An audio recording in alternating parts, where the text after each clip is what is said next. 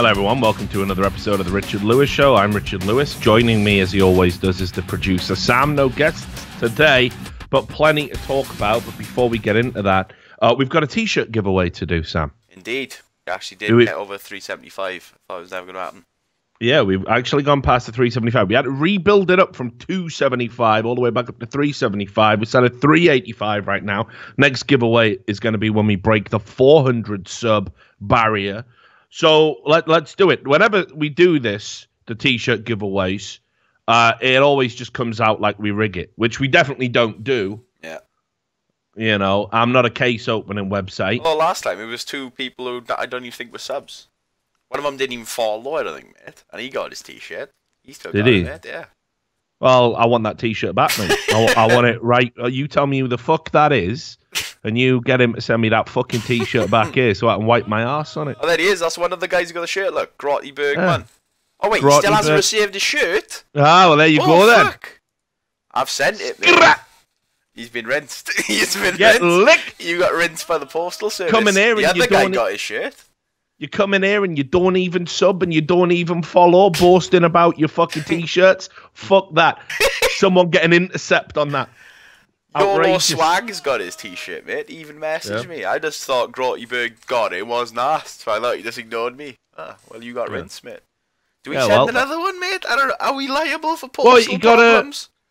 I don't know, mate. How do we know? If the cunt don't even sub, how do we know he's legit? Oh, wait, he's lying. He said he subbed the month. He subbed to the channel last month. Maybe he did. All right. Well, I'm going to put my people on this. I'm going to put my people on this and do an investigation. But you don't resend the shit. Yeah. Maybe I have to fucking take another 20 quid on the chin. That's no New Year's party for Sam. So nice about me, right? I order them to myself and then send them back out because sometimes you got to pay a customs charge, which is like 20 quid. So I bypass all the problems. Yeah. And this guy still gets wrecked. Joke's on him, though. He doesn't know you're using it to smuggle heroin into the country. Straight to his house. It's all a front.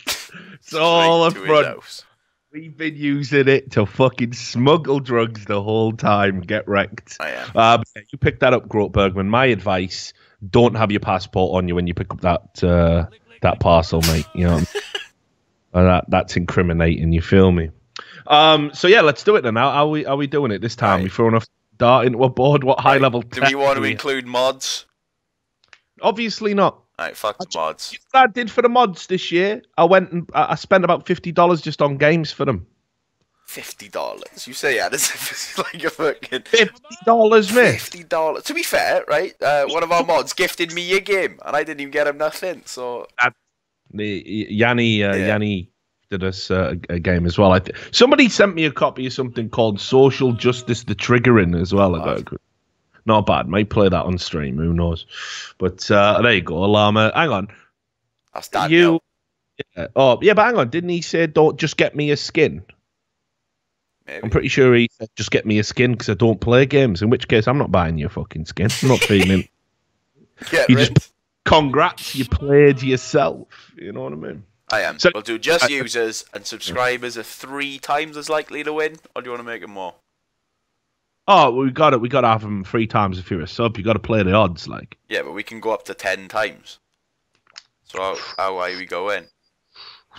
You see, I think if you sub, if you pay your money. Should we do 5 times? 5 times likely win. That's still quite a long shot. All these primes coming in now, desperate, like trying to get a t-shirt with a Twitch Prime, cheeky. If you want to win, you got to type in chat as well. So make sure you write something. We'll go 5 times. 5 times. 5 times. Right. Everyone type in chat. If you want to enter, you've got to write something. I'll give you 30 seconds. While they're doing that, right, I'm going to fucking just set up. I'm going to talk about something that I'm really happy about today. Right. I'm actually in a good mood about something that's geopolitical, if you can get your head around that. Okay. Someone just typed, Richard Lewis, please marry my sister. Send a picture. She's American. I'm in. But anyway, yeah, you know, because we're going to do something educational on the show today, but we're going to talk about Liberia. Because they I saw that. The fucking football player is the president, bro. George Weah, not just a football player. I'm telling you, we're going to talk loads about Liberia today on the show because I grew up watching George Weah play football, and This is how the story goes. He nearly joined Newcastle United, apparently. Well, not nearly joined, but rather we scouted him. We sent our scouts over to him when he was at Paris Saint-Germain. And that's how we ended up getting David Ginola, because Ginola and George Weah played in the same team. We were over there to scout Weah, and we saw this fucking French winger. And we didn't get Weah, obviously, because a deal was already penned for him to go to AC. And we got fucking David Ginola instead. So... but we're definitely going to talk loads about it in a bit. So it's a big deal. So in the meantime, we have a roll drive, right? And bang. The winner is Flap No More, who is not a sub. He's fucking done ya. 5-1 and done ya. Even with the 5 times. Flap No More. Yeah, right, and message me on Twitch, send me your address, send me your name, send me your size and what t-shirt you want. Thanks to everybody who subbed. You enabled it that somebody who didn't sub got a t-shirt. And if you think that's unreasonable, maybe you should go and be a socialist, yeah? Yeah, how about, right, next week we'll increase the subscriber luck for every time it goes to someone who isn't a sub. Yeah. All right, then. Yeah, we'll do that. We'll bump it up to 6 next time. And I'm going to have to send another shirt as well. Like, Grottyberg hasn't got a shirt, like. But you know what I mean, though? It's like, listen, right? Like, you're doing the right thing by subbing, obviously. You're contributing to the show, to Sam's upkeep, to my upkeep. You're doing the right thing by subbing. And sometimes, like taxes, you pay your taxes, and you might never get the benefit of the taxes. You might never have to go to a hospital and get free healthcare. You know what I mean? You might not even use the services that the taxes pay for. You might not drive a car, so you don't care if the fucking roads are tarmacked or whatever. But the whole point is society functions thanks to that going into the pot. So Flap No More is just a representative of the person who needed it more. He needed that t-shirt to keep him warm. And eventually, guys, you'll all get something out the pot on a long enough time scale. By the way, the show's cancelled. The show's cancelled. We're not doing them anymore, but no, I'm kidding.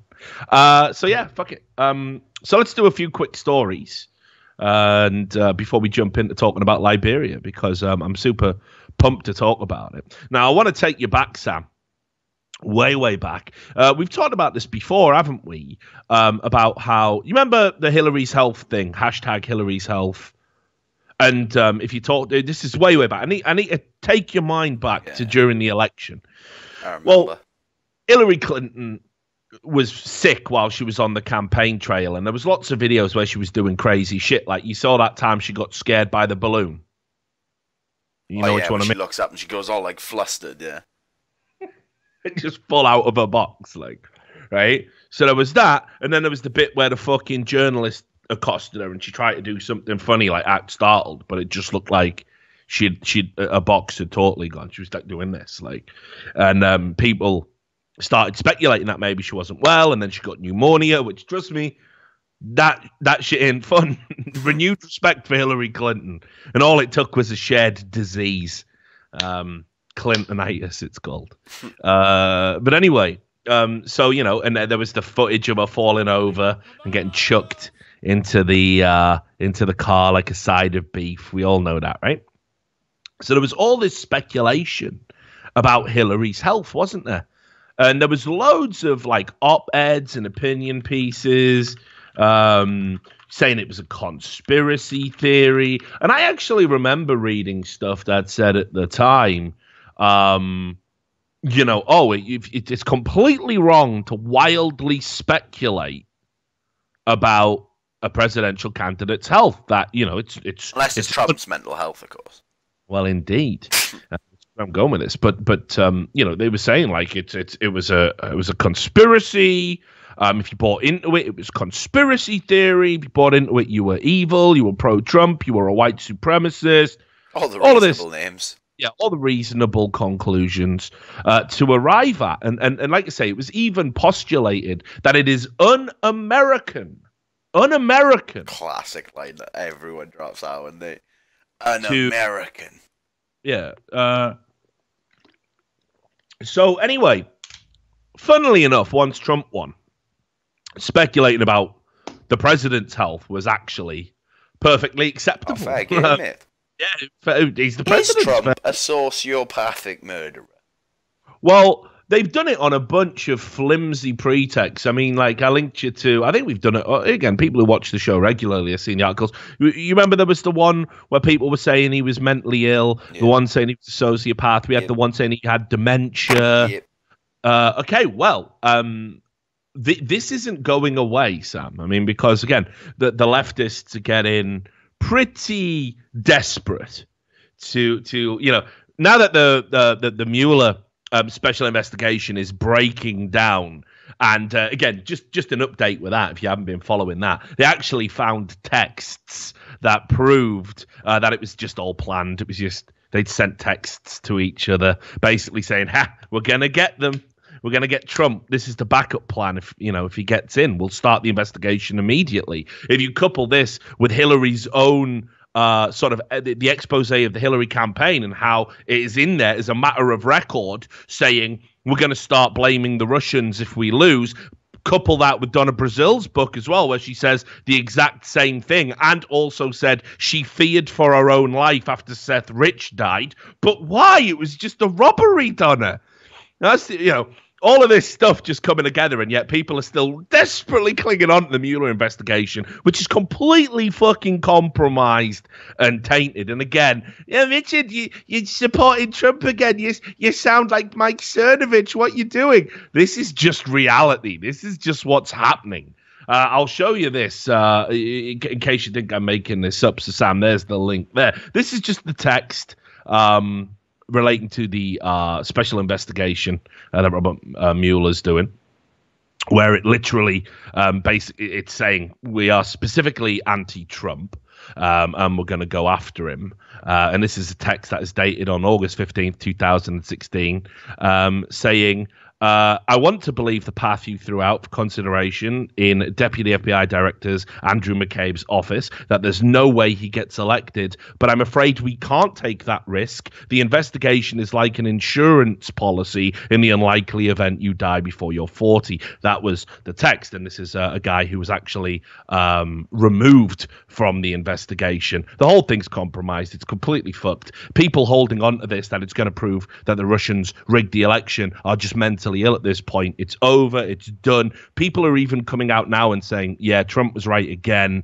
The FBI was compromised at the time of this investigation. Not doing a show on that. Just want you guys to know about that is a thing that's happening. So anyway, on top of that, right, what big breaking fucking thing could be happening that makes you worry about Trump's health, right? What could it possibly be, Sam? Has he gone mental? Did he fire the nukes at North Korea yet? Have a think what it could be. Oh, I do know, though. I already know, mate. He's destroying the wildlife, ain't he? No, actually. Oh, that's something else. Yeah, that's something separate. I'm afraid it's this. God only knows. I wish it wasn't, Sam. But Donald Trump did something that only somebody with dementia would do. I mean, it's cut and dry. I'm convinced. I'm completely sold on it. Donald Trump drank a glass of water with 2 hands. It's over. It's over. Surely this is the end of Trump now. He drank a glass of water with 2 hands. I'm going to show you how he held it. Don't worry, guys at home. I don't have dementia. In fact, I've even got a glass here, right? So I'm just going to pour a little bit of water into this glass so you can see. Now, again, don't call my parents. Don't call Sam. Don't call Twitch. I don't have dementia. I'm okay. But look, I'm just, right? He did this, Sam. Oh, fucking hell. This box is clearly gone. It's over. It's over. They got him.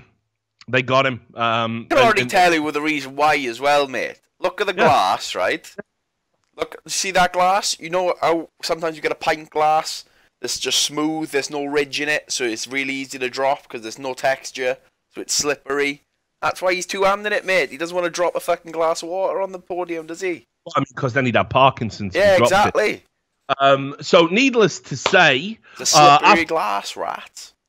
Needless to say, this sparked. I mean, it went from people mocking him. I believe on certain news networks were running stories about this, calling him President Sippy Cup, and saying the reason he had to do this. I know it's pathetic, isn't it? The reason he had to do this is because of his small hands. You remember, of course, on the campaign trail, one of the things small hands, he's got tiny hands, like disproportionate hands. So that came up again. Why is that even an insult for the president of the United States? That's it. He's got small hands. It's over, bruv. He's got small hands. They see it as if he's a goalkeeper or something, as if it matters. Like, what's that going to do with his life? And then again, bring in Joe Hart. How could he be the leader of our country with such small hands? It is wild, isn't it? It's completely fucking wild. So... yeah, anyway, I'll just read you the story. Donald Trump has sparked dementia concerns after he was spotted drinking water with two hands like a small child, days after he slurred his words during an Israeli policy speech. Slurring words during a fucking public speaking announcement between the Middle East and America? Yeah, basically what he did was he said, "Thank you very much," instead of "very much." Dementia, mate. What are you talking about? That was when he did the. He was talking about the change to America's Israel policy. You know, when people pretended that him saying, as far as he's concerned, Jerusalem is the capital of Israel and not Tel Aviv, which, of course, you know, everybody went mental about. But, you know, I mean, I can link your footage now of other presidents doing the exact same thing. Didn't Obama as well? Yeah, including Obama. So, you know, whatever, though, guys. I mean, obviously, Donald Trump is hell-bent on World War, Civil War. He's got dementia, whatever. I'll just read you the end of this to let you know how mental this has got. And I actually saw verified journalists, verified Twitter journalists, I should say, trafficking in this. For those who don't know, one of the reasons Donald Trump is still sort of so energetic, is still piling away McDonald's and KFC, age 70 is that he's a teetotaler. He doesn't drink.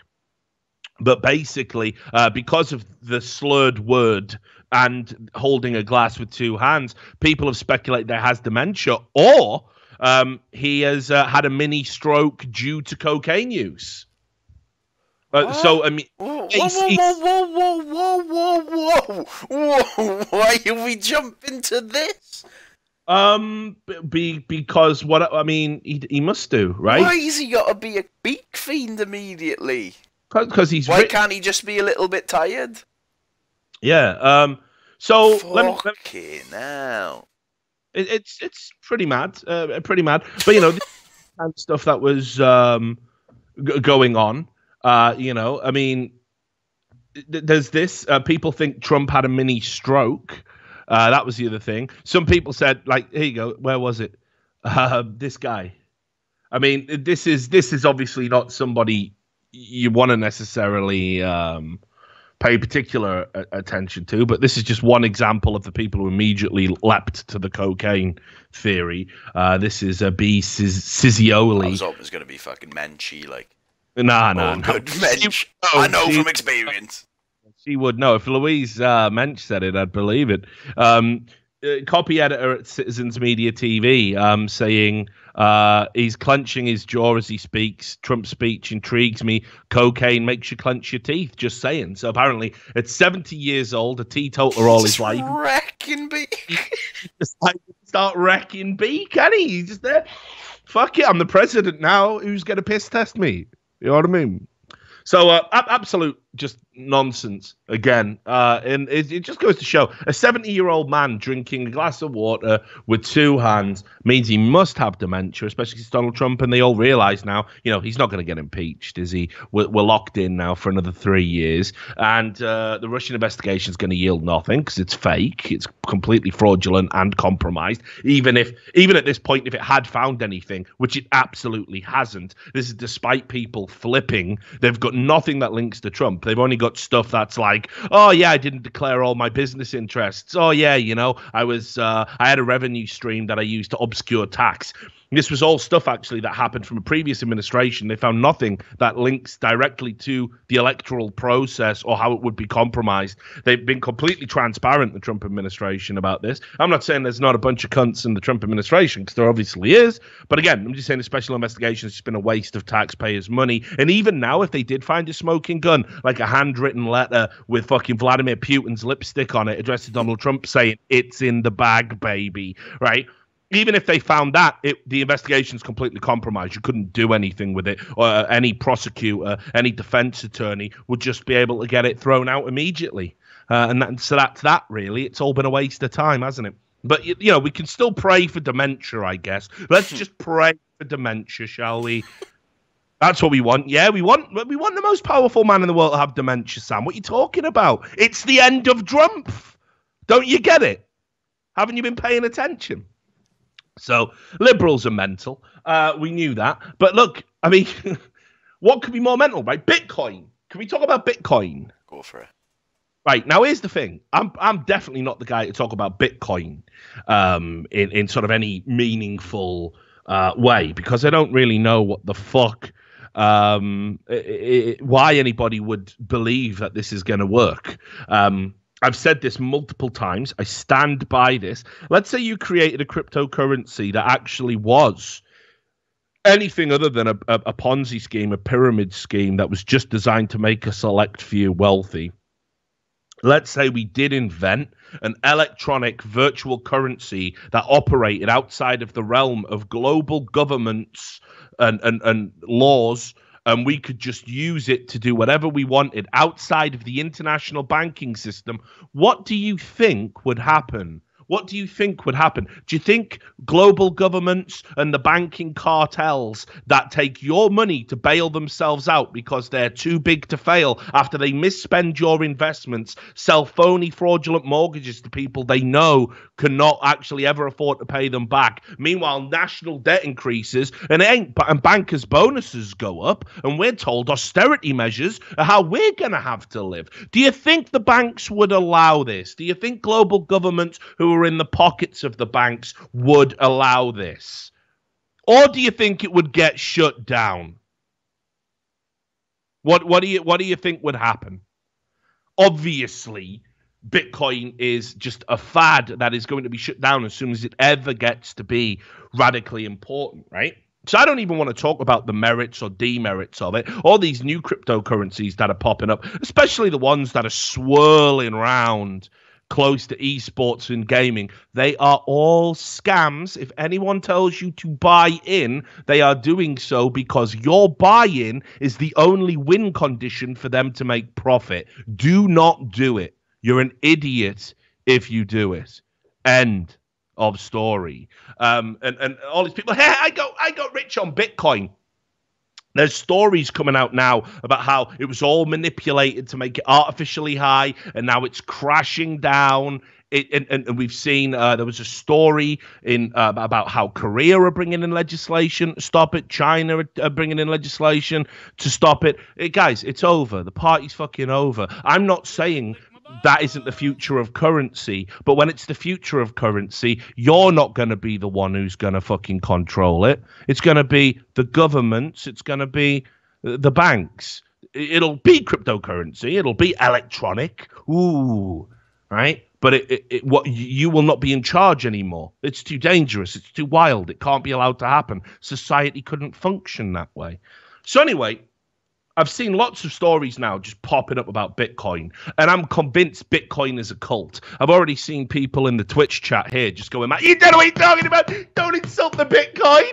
I love the Bitcoin. I got Bitcoin. I made $400 on Bitcoin. I'm the fucking Wolf of Wall Street." Right? They're all in a cult, Sam. They're all fucked. You know, they're so, like, you can't even criticize the veracity of Bitcoin, how it will not hold up as a fucking idea without people getting super fucking upset and offended about it. I mean, they're all just mentally ill. Well, look, let me tell you how fucking crazy the average Bitcoin person is. This is something that actually exists.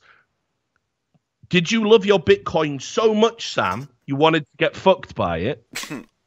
Right? Do you love Bitcoin so much you want to get fucked by it? Quite. Me either, right? Definitely not me. So what they've invented is, if you want, you can get a sex toy, a butt plug, right? That you stick up your ass, and as the value of Bitcoin goes up, it vibrates in your ass, mate. That's like a livestock tracker, but in your ring. It's like, oh, fuck, just made 400 quid. Yep. So, this is what I'm talking about. It's a fucking strange, fucked up, insane cult, right? Imagine to even think of that, how far you have got to be gone, right? But it's like you say, it's a live stock tracker. You stick it up your ass. Every time it goes up, it's right? Just check this out. The excitement surrounding cryptocurrency could only be hotter if it brought investors to a climax. Now, in addition to the euphoria investors receive from their investments starting to take off, they'll be able to simultaneously get off. Your investment has never been more fun. It's the ultimate high, the ultimate experience, and it's what we're all about. We're at Cam Center. We're all about, man. It's just what we're all about, mate. And come on. Yeah, is this a thing? Well, actually, it turns out that sex and Bitcoin, it's becoming inextricably linked if you're one of these Bitcoin fucking idiots. And again, I know what people in the chat are saying. He's just jealous he didn't make money on Bitcoin. Absolutely fucking not. Super happy if you did it, because the smart thing to have done is when it was skyrocketing up there, clearly being manipulated, provably manipulated to do this so a few people could make money off it. That was the time to sell. I mean, it's over now. You missed the boat if you didn't sell. If you're holding on to it, I don't think there's going to be a second coming for this. Also, what kind of currency fluctuates this wildly on a day-to-day basis? I'll tell you which ones. Ugandan dollars, and I don't want them either. So, but look, there was another sex story relating to Bitcoin, if you can believe this. This one involved a fucking dominatrix. And what this dominatrix did, all again, because it's the cult of Bitcoin, this dominatrix makes men mine Bitcoin for her. Yeah, right? And they do it, and they go, "Oh, I'm mining the Bitcoin now, ma'am. I'm mining the Bitcoin now, mistress." And now she's got over $1 million worth of. Haven't you got to get like super lucky to get that much from mining, just as one person? Unless they've got like a shed full of Bitcoin miners, there's no way. That's got to be bullshit, mate. All right, there's some fuckery involved in these numbers. Quite possibly, right? Unless you had fucking 40,000 men Bitcoin mining for her. As someone in the chat said, I would love to see Richard Lewis's Google search history. No. The stuff that I have to look through and troll through to find it and do this show for you is pretty fucking wild. But also as well, I mean, look, yeah, obviously there's some fake stories circulating. I can't believe people believe that one about the guy who was supposedly selling Bitcoin on the streets and they were Chuck E. Cheese. Yeah. That was bullshit. That was made up. There's no way. This seems plausible to me. I mean, yeah, definitely. I can understand, but like, I reckon she probably had a few people probably pay her in Bitcoin, and she's come up with this mad story. Yeah, possibly. I mean, obviously, like you say, mining is pretty wild. But people are just trying their luck. I mean, like, ESCA are now in good company. There was this story that came out, and they made it sound a lot bigger than what it was. But Starbucks, even Starbucks were getting in on the mining banter, right? And we've all seen it now. Like, I go to websites, right? These supposed websites, for investigative purposes, skins websites or gaming websites or these Steam key websites, right? You get on there, and what's that? Why is my fucking fan going? All right, okay. You get into it. Oh yeah. They're straight having a mine. Straight having a mind. Don't give a fuck. Just got to sign up for that. We're not telling you about it. Loads of websites have been doing this. Yeah, didn't that recently get ruled as not illegal as well? Yeah, totally not illegal. Of course not. Why would it be? Do you know how long it took to get them to actually have to display on a website that they're just putting cookies on your machine? That was never, and even then, it's not illegal for them to do it. They don't have to say what the cookies do. They just have to tell you they're putting them on there. Yeah. You know, and that took fucking 10 years or something ridiculous just to get that to be declared when you go onto a website. So, you know, anyway, this Starbucks story, there was a branch just in Buenos Aires, and they were just sitting down. You know, you get the free Wi-Fi when you go into Starbucks. Obviously, that's rinsing everyone. I mean, shit, the amount of motherfuckers I know, like in the cities I've lived in, especially down in London, that are like in these, you know, startup companies or media companies, and they don't have an office. They literally, their office is Starbucks. They go into Starbucks and cheese the free internet to do business all day. It's embarrassing. But anyway, so this branch in Buenos Aires was basically mining people when they came in. So you sat down, you log into the free Wi-Fi. A guy called Noah Dinkin discovered it, saying, "Hi, Starbucks, did you know there's a store in Buenos Aires that forces a 10-second delay when you connect to the Wi-Fi so it can mine Bitcoin using a customer's laptop? Feels a little off-brand. Again, you should come over to esports, mate. You'd love it over here. Everyone's mining you all the time." So yeah, Bitcoin, mate. I'm not arsed, mate. I think this is nonsense. I guess I can bring up the fucking story so people can see what I'm talking about. But there's definitely legislation coming in now that's gonna start putting paid to it. Hang on, I did bookmark. I thought, isn't the whole point that it's behind, like you can't be attacked by legislation? I thought that's the whole point. Well, yeah, this is what they're saying. But I mean, how do you guarantee that forever? Because there is no centralized. I thought the whole point is there is no centralized place. So, like, you can't just take them away. Yeah, okay. So, and I've talked about this before. The idea of the blockchain is great. Love that. But they're already starting to put curbs on trading it. Now, it's the trade of Bitcoin that gives it its value, right? Yeah, yeah. So, if you can't do any of that, if you can't trade in it, what's the inherent value of it? If all you can do is exchange it with other Bitcoin. If they take away, obviously.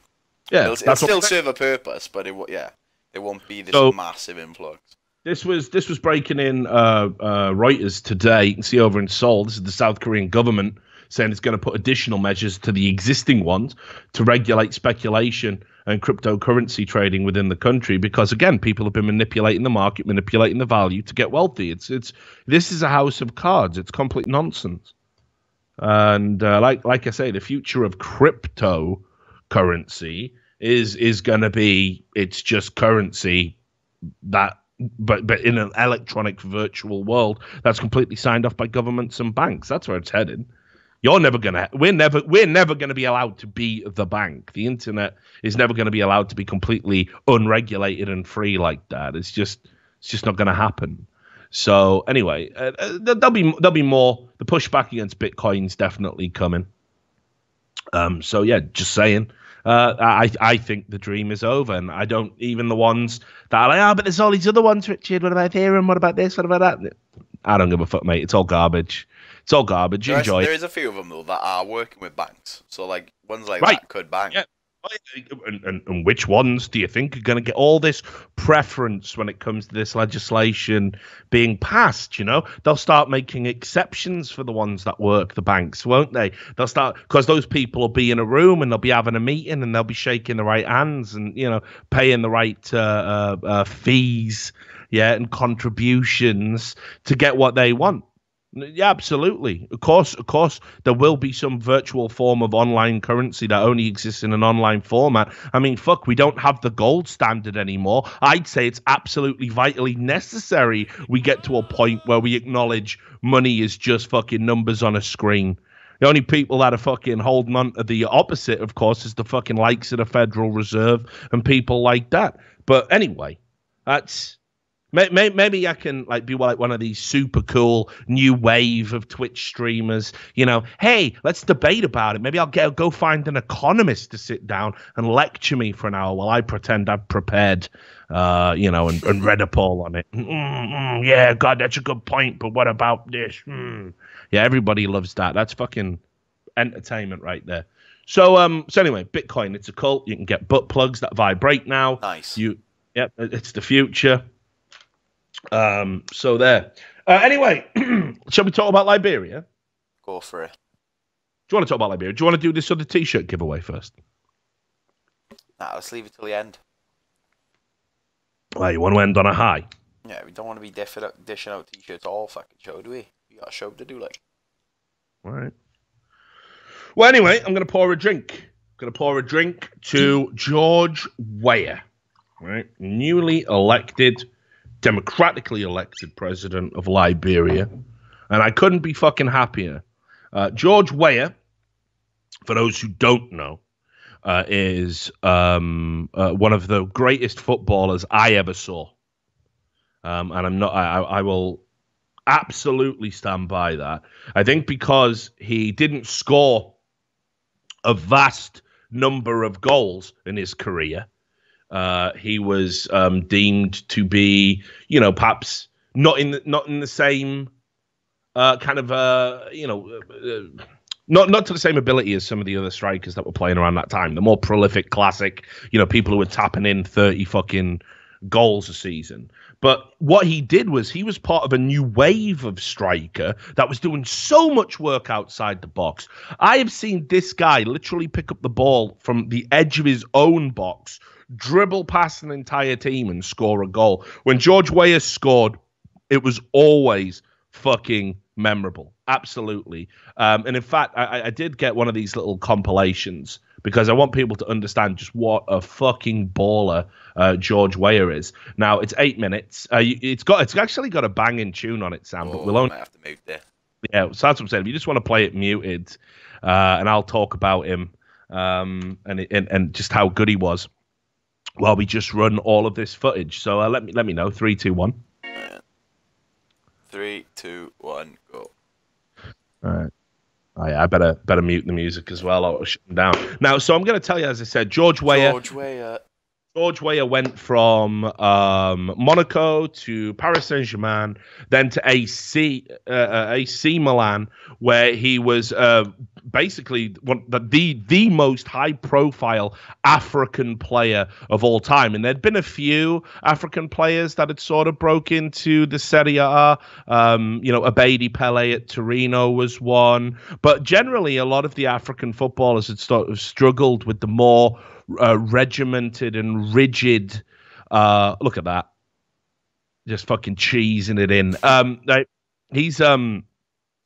They struggled with it because the athleticism wasn't there generally. And when you went to when you went to the Italian league, they played a lot of what they called catenaccio football. Catenaccio means the padlock. It was all defensively based. You built from the back. But what George Weah did was, he was so athletic and quick and big and strong that by the time he got to AC Milan, he was just a phenom, just fucking unbelievable skills in the box, but outside of it, could just run past people. I mean, amazing fucking eye for a goal. He would take on volleys and just all these, unbelievable power shots. And as I said, at a time when people were kind of a little bit derisory about African footballers, I don't want to go down the hole. There was a little bit of racism going on here, but I think people had a certain perception about what African footballers could do. Well, George Weah could do it all. And, you can see from these clips here, which we're definitely going to play all of because he's got some bangers. And I know that fucking goal I talked about is going to be in there somewhere. So,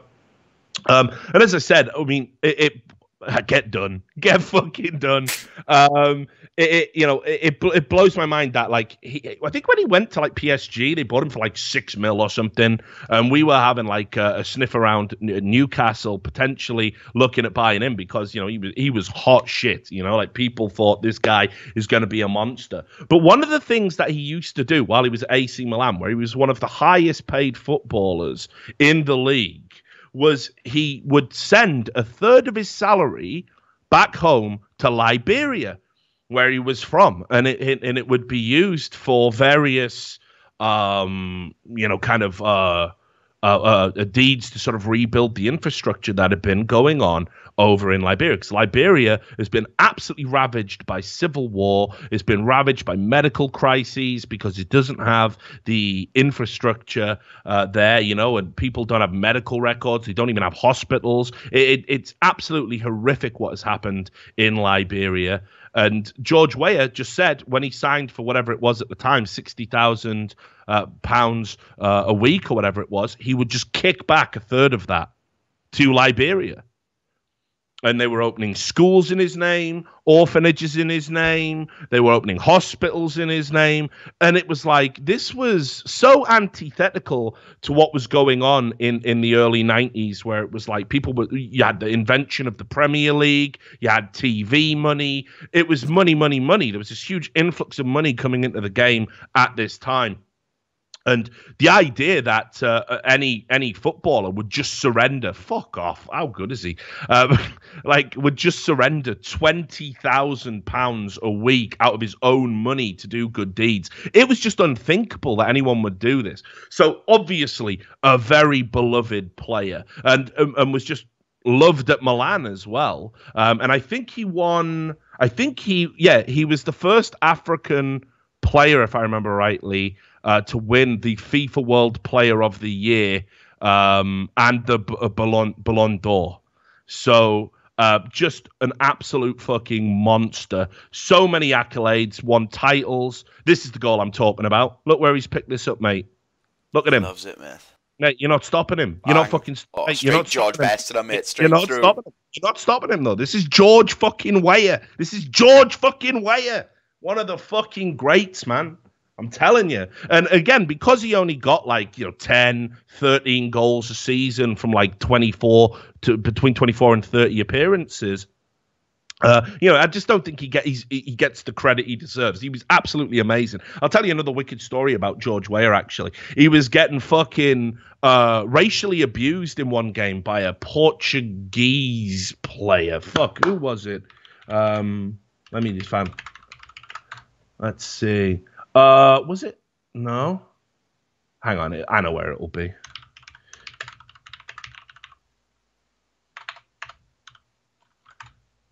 George Costa.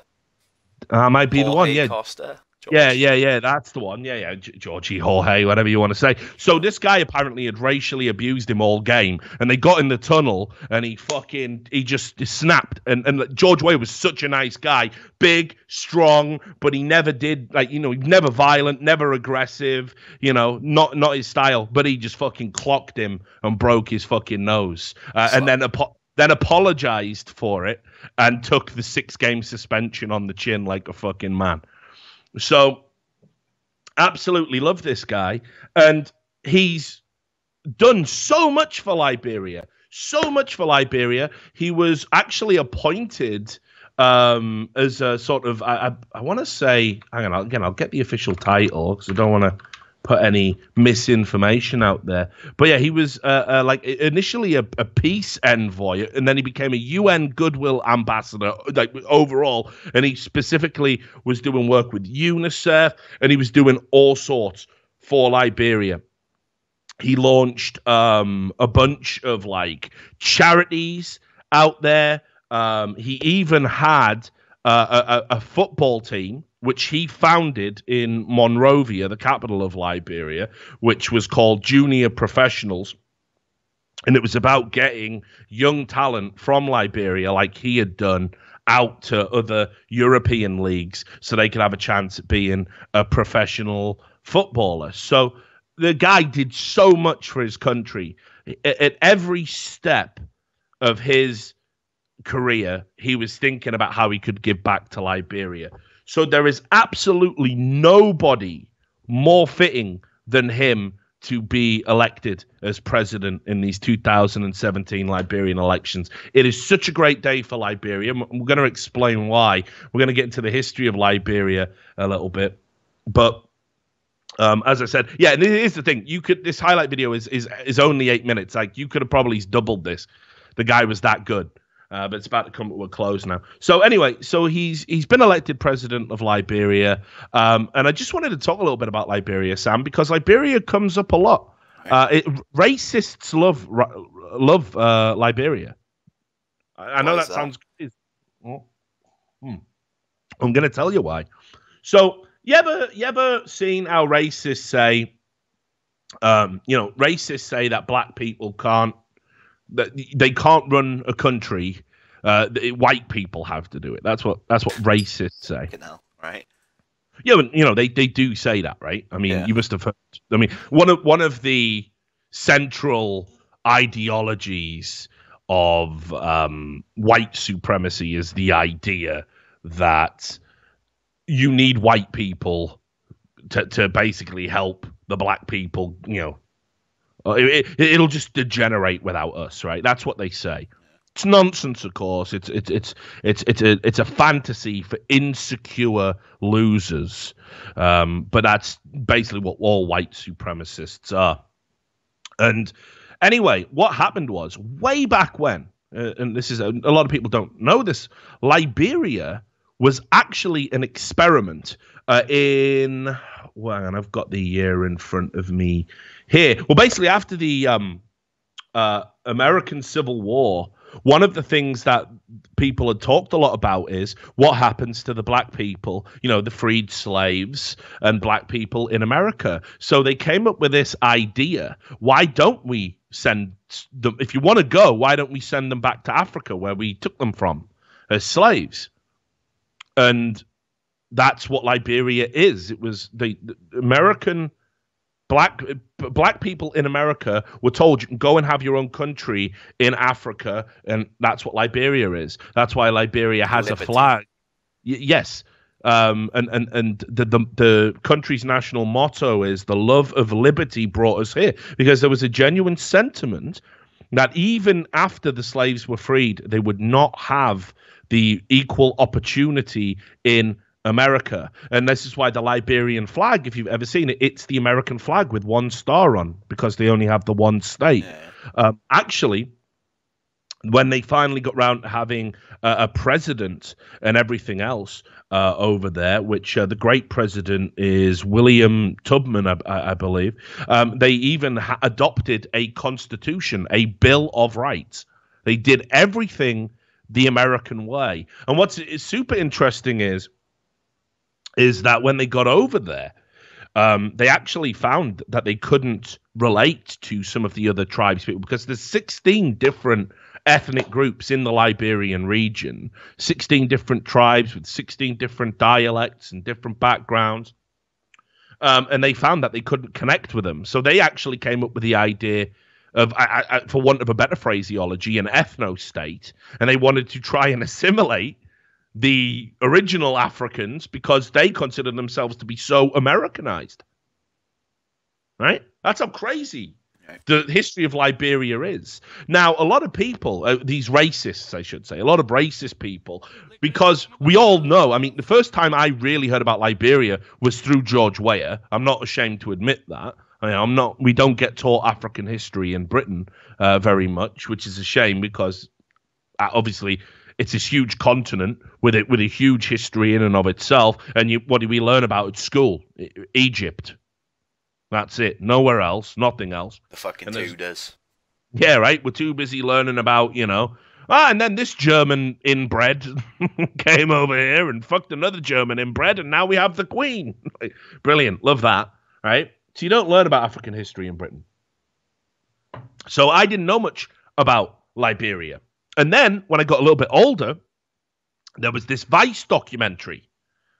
And I don't know if you've seen it, but it is horrific. It's called The Cannibal Warlords of Liberia. Yeah, I have seen that. Right. Now, it is so insane. If you've not watched the documentary, it's back when Vice used to do news instead of all this social justice pandering bullshit they do now. But you should go check it out. It's 1 hour of your time. It is mind-blowing what was going on in Liberia during this civil war. Basically what happened was tribal warlords were just sort of riding around the country, engaging in war with other warlords. They're eating each other, and one of the main characters, this sounds so ridiculous, but do bear with me, right? One of the main characters in the documentary is a guy whose real name is Joshua Milton Blayi, but you will know him as General Butt Naked. Yes. General Butt Naked, right? Now, General Butt Naked is just insane. Basically what he used to do was him and his soldiers which were a faction of the Liberian warlord who called himself Roosevelt Johnson, obviously an Americanized faction within this country in the Liberian Civil War of the early 1990s. What they used to do is they used to kill a child before they would have a battle, and they would all strip off naked, and they would rub the blood of the child over themselves because they believed this would make them bulletproof, and they would run at their enemies naked, screaming with machetes, and this made General Butt Naked infamous in Liberia. Absolutely just horrible stories that were coming out from them. And there was other generals. There was one like General Bin Laden, right? Obviously named after Osama bin Laden, designed to sort of scare people.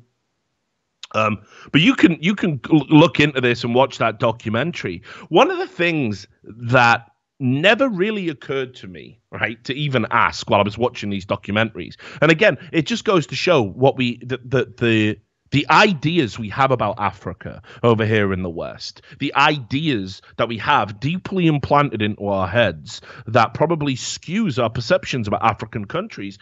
I remember watching that documentary, and again, I'm just going to be completely honest, Sam. I remember watching that and thinking, yeah, well, it's just Liberia, isn't it? It's fucked up. I mean, that's how it is out there, right? Crazy. Yeah. Crazy. And racists would look at that, and they would go, see, this is why you've got to have Western culture, wink, wink. Without it, this is what you get. We gave them their own land, we sent them back, and we gave them their own country, and look at it.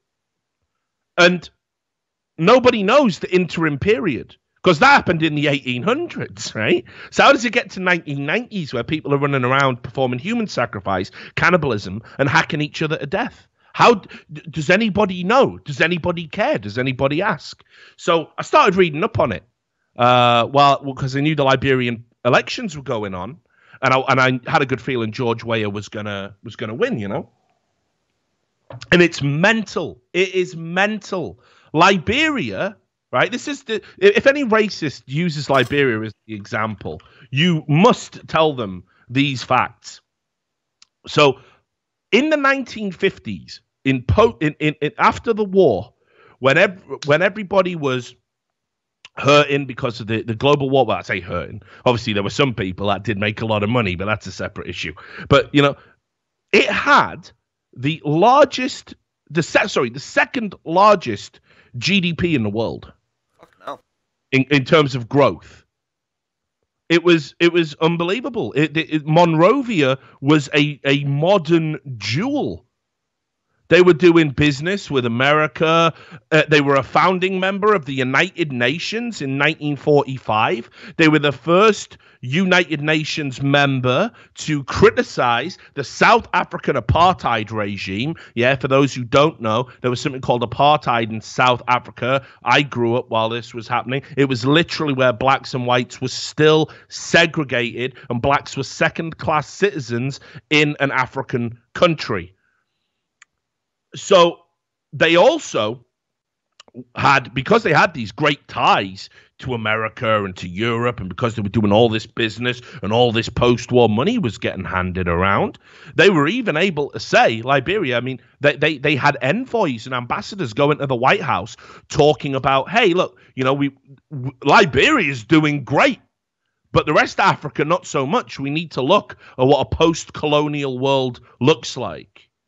All right, we've got to start thinking about how we can, you know, break some of the chains of history and get, you know, and how other African countries can be more like Liberia. Liberia was a huge success. It was an undeniable financial success, a governmental success. They had an inalienable Bill of Rights, same as America. They had a constitution, same as America. And then it gets to the late 70s. And the late 70s is when Jimmy Carter became the first U.S. president to actually go and visit Liberia. For many years, Liberian envoys and ambassadors have been coming to the U.S. The only other U.S. president that set foot on Liberian soil was Franklin Roosevelt. And it's often said, oh, he visited Liberia. No, his plane refueled in Liberia. He never got off the plane. But Jimmy Carter went. So things were looking really, really good.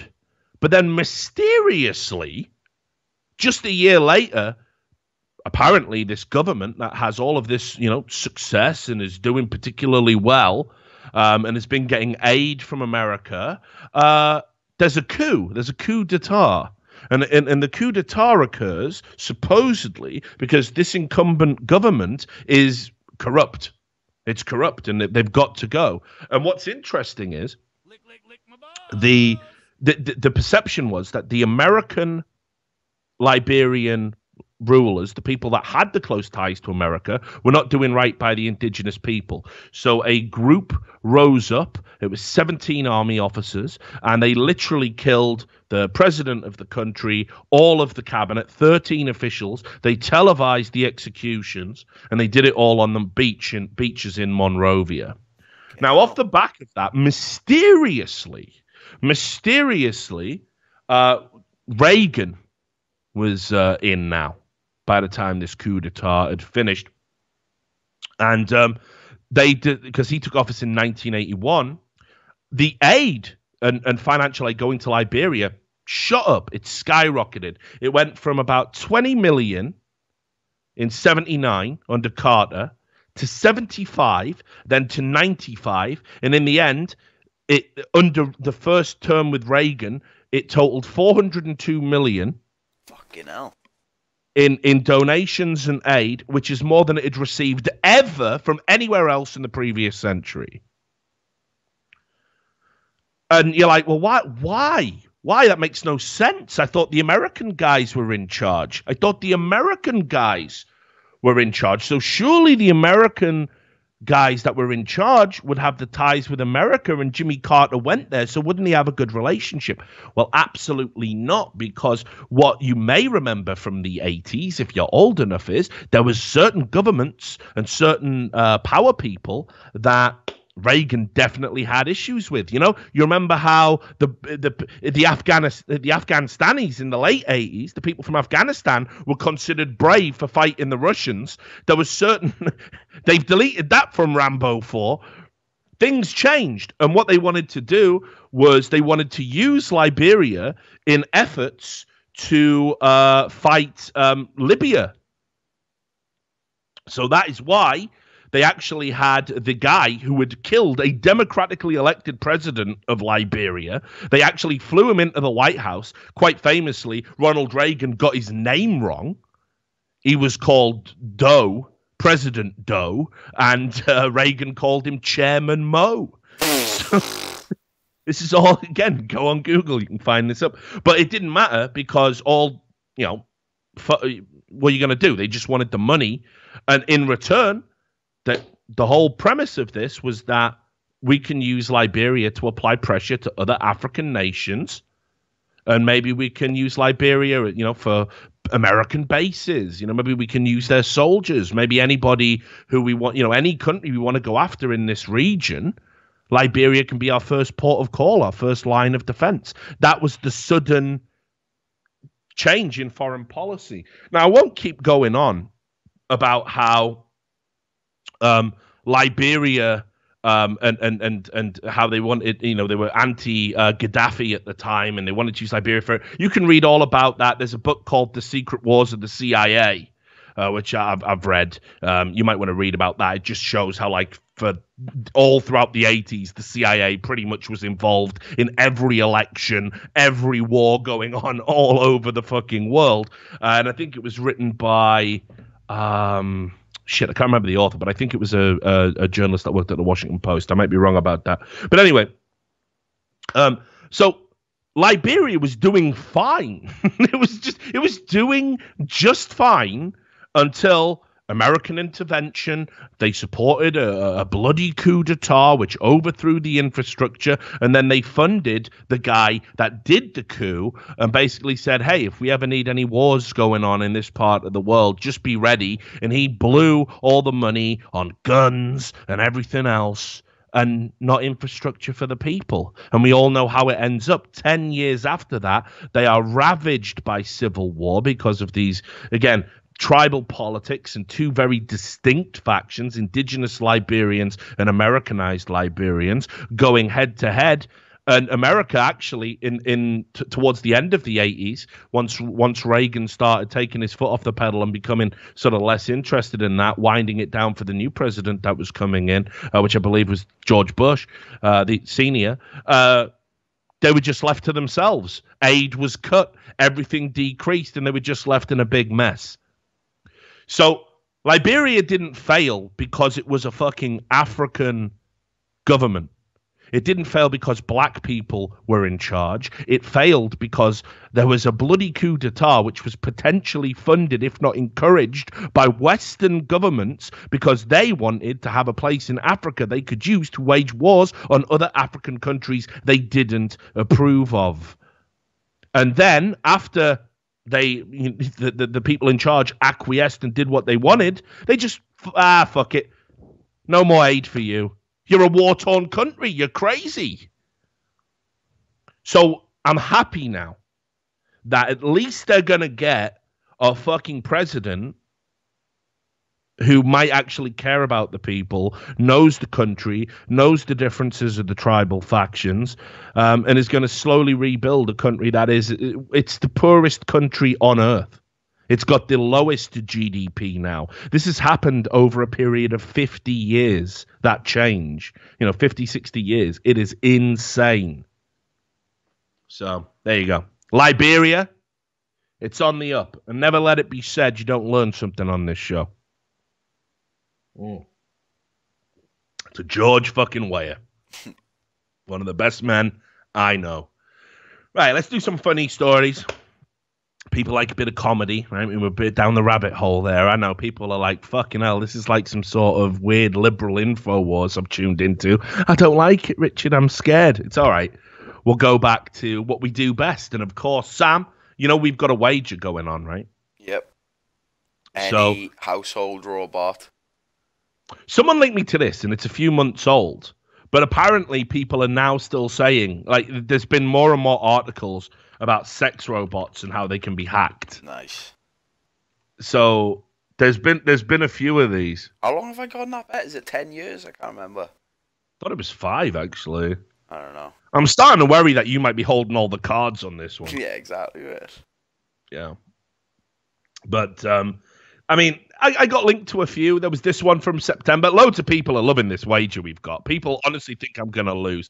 I still can't understand, like, who is going to be the first guy? Like, it can't happen. Yeah, how do you get killed by a sex robot, mate? Mate, if you've got a robot with hands, game over, mate. That's all I need. Give me some hands and you're dead. Think about it, mate. If you could control a human body, you wouldn't be able to kill someone. No, but I mean, right, okay. So let's say, I don't know, give me any other machine. Like, someone, because they've all got electricity. Hydraulic press. Yeah, there you go. I can control a hydraulic press. How the fuck? Easy, mate, right? If we're talking a massive hydraulic, let's talk like one that crushes cars, right? So I bet once you're done with the press, someone's got to go in there and clean that, can't they? Some cunt with a broom's got to go have a sweep or something. And as soon as someone's in there, squeeze. Yeah, but that's just a remote control, Sam. Yeah, that's the whole point. Yeah, I'm a robot, right? I'll give you a scenario. Sex robot on your house, right? You're a mad collector of guns. I fucking zoom in. I'm in hacker man style. I go into the sex robot. I wake up, come to life, go to the safe, mate, get the gun, blammo. Mate, that's just not going to happen ever, dude. Depends how good they get, mate. If they've got fully workable hands. It's just not going to happen. The whole point is a hydraulic press is designed to crush cars. So obviously if you're in there and I can remotely make it crush a car, there's more likely someone's going to get killed by a hacked hydraulic press than a sex robot. Sex robots are just designed to jerk you off, gam you, and fucking let you have anal. That's it, right? And also, I think... What's it going to do? Anal? No, actually, the bet was... severely harmed, because I said I don't want to get out on a technicality that he somehow managed to live. So severely harmed, and I reckon cutting off of a knob counts. We've got to be, if you're going to do that, you've got to be sensible with it. Severely harmed can't be put it in and he got like a burn on his. Oh no, knob's got to come off. No, but even then, that's no, because the implication is the robot deliberately knob did it. off ain't good enough. Yeah, knob off is bad. I'm not saying knob off is fucking not good. Like bad, it's bad, isn't it? Obviously, it's bad. But the point is that if just a malfunction isn't the same as it trying to kill you, is it? Mate, you're reneging. No, that isn't reneging. And then the deal was it has to harm you, mate. No, hang on, right? That's like saying, if I fucking, touch the oven and it but that isn't a robot. It burns my hand as the oven tried to kill me. No, because it's not a robot. No, but why are robots? Because the point is, it's supposed to be based on AI, and I reckon AI can lose its mind sometimes. And if we got a robot that's got AI, maybe one day he decides to kill you for the better of humanity. I'm saying is, man puts dick in sexual. I'm like keep checking here. Man has a knob, a robot has a fanny. Man has knob, robot has fanny, right? Now, if you put it in a robot, right, and then it just accidentally chops your knob off, or it was badly assembled and it's got like an edge, a ridge in there, and as you pull out, your knob drops off, right? That isn't the same as a rogue AI deciding to chop your knob off. You've got to accept there's a difference there. I feel like if someone gets their knob cut off by a robot, I still win, surely, no matter the circumstances. But anything can chop your knob off. No. Yeah, you can have a bath and your knob can fall off. Show me that, mate. Unless it was already hanging on by a thread. As if you're Googling knob falls off in the bath. I am. For some reason, it took me straight to a page explaining what castrati are, which... Nice. They don't have them anymore, guys. Don't worry. Also a page, how do eunuchs urinate? So that's interesting. Someone in the chat said anything maiming and above should count. So limb off, knob off.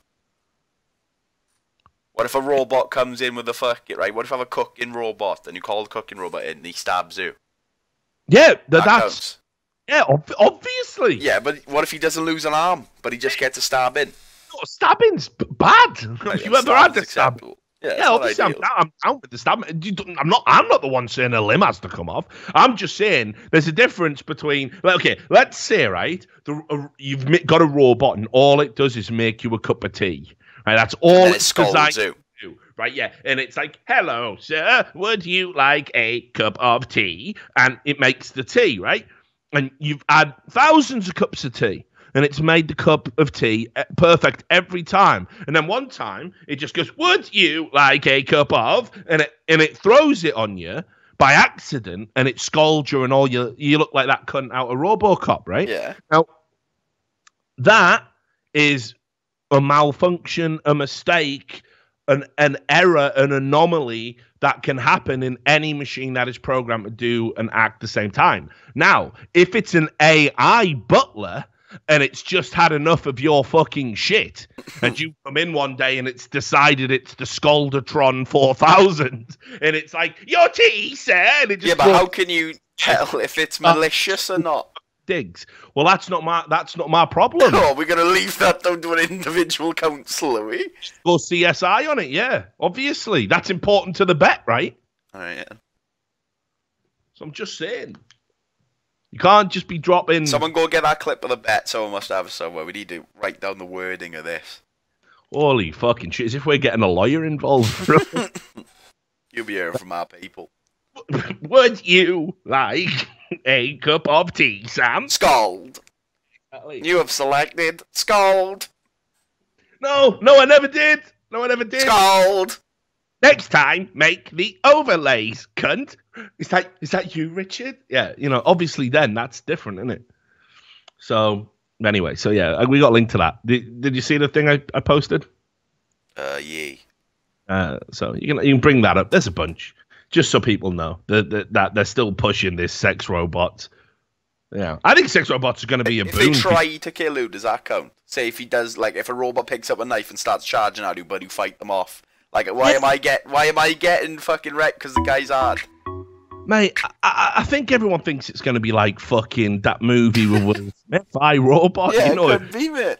It's not going to be, is it? We'll be look dead. Look at the world we live in. You thought none of this was possible, mate.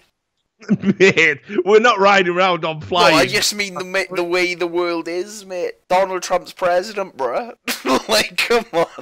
Predicted that 10 fucking years ago. Yeah, I know. Mate, I read 1984. Got a time machine. I read 1984 when I was a kid, and there was fucking, TVs that watched you and shit in the. I was like, yeah, this will probably happen. Of course it will. So, whatever, anyway. But yeah, mate, it's not gonna be like iRobot, all right? Not while we're alive. Not even you. Mate, because you could like make, I don't know, there must be a way to do it. So you could make like the robot overheat, set fire to your house. Who knows, mate? Go to the oven, turn the oven on. Ooh, that could be a banger, mate. Get a robot to turn the oven on. That's one I didn't think of. That's a sneaky little one. Yeah, but again, how do we know anybody hacked in to make... Well, if there's a robot in the house and there's a gas leak, I reckon I win by default. They never even proved the effing fucking light door was an inside job. If there's an Alexa or above in the house and there's a gas leak, I win. maybe we can get Alex Jones to handle the interrogation. Did you turn on the oven, Alexa? You're lying to me, Alexa. Why are you lying to me, Alexa? Alexa, do you work for the CIA? Because I'm telling you, people, there's demons. So, we'll come back. We'll wind it back. No more Alex Jones impressions. But yeah, so I don't know. But apparently it's still a thing. It's still possible. So is some more news stories, some quick news hits. Right, we've seen a lot of people get arrested for memes and banter and stuff. I had this story kind of hovering around. I didn't know when I was going to fit it in, but in the classic style, as this show is absolute garbage and is just all over the place because it's not planned. It's just going from Liberian elections to sex robots. May as well just throw it in now. But you've seen the guy, the original guy who did the fuck him right in the pussy. Yeah, that was all fake, wasn't it? Well, yes, it was. I think the original was fake, right? But it's got to be said, it did spawn a lot of copycats, didn't it? Right? Did spawn a lot of copycats, right? So, a guy got arrested for it, mate. In Canada, of course. Box is rapid. Yeah, look, right. So here's what he did in Canada. Box is rapidly going. I mean, I don't know, right? The way they've written it up on the BBC does make it sound really bad. So it says here, an American has been charged by Canadian police for shouting a sexually explicit phrase at a female journalist. Right? Fawaz Abu Damad. Fuck her right in the pussy. Yeah, that's really good. Was charged with causing a public disturbance. The Maryland native shouted the obscenity as he drove by Britt Dixon, who was interviewing police outside of their local headquarters on Friday. And the reporter asked him why he did it, and he said, everyone in the States does it. And I've seen fucking right in the pussy a bunch. Yeah. There's loads of fucking right in the pussy. He's literally exactly what he said as well. I want to fuck. He added the want. Yeah. I don't think he did. I think they've made that up because they don't know. Yeah. And look, they even say in 2015, a rude football fan shouted the phrase at a sports report. That isn't even the first instance of it. No. So they don't know the origin of it. But he's got to go. In fact, actually, the court case has happened. I wonder if he got sent down for it because that happened in December. Yeah, he didn't ever do the follow-up stories, did he? Nah. Have a look.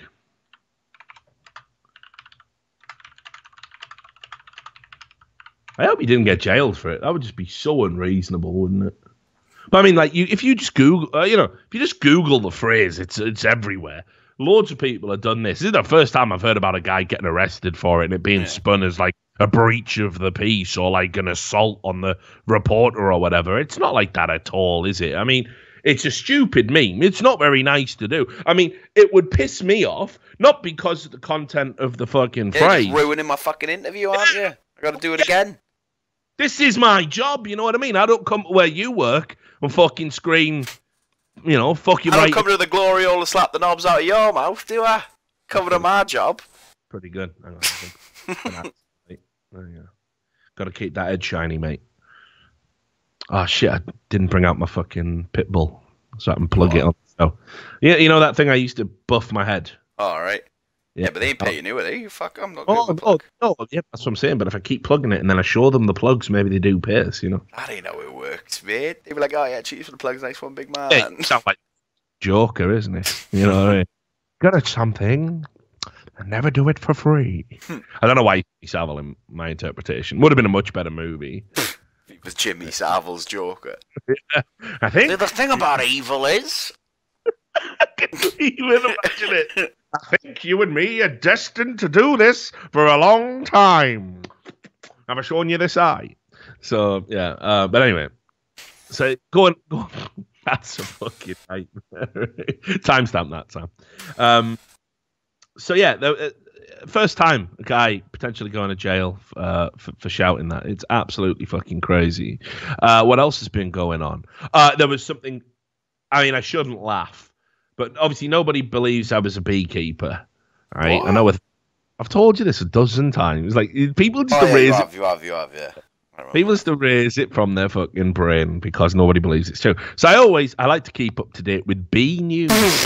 Sort your fucking life out. I do, mate. I used to be a fucking labourer. I don't keep up on the price of cement. What the fuck, like?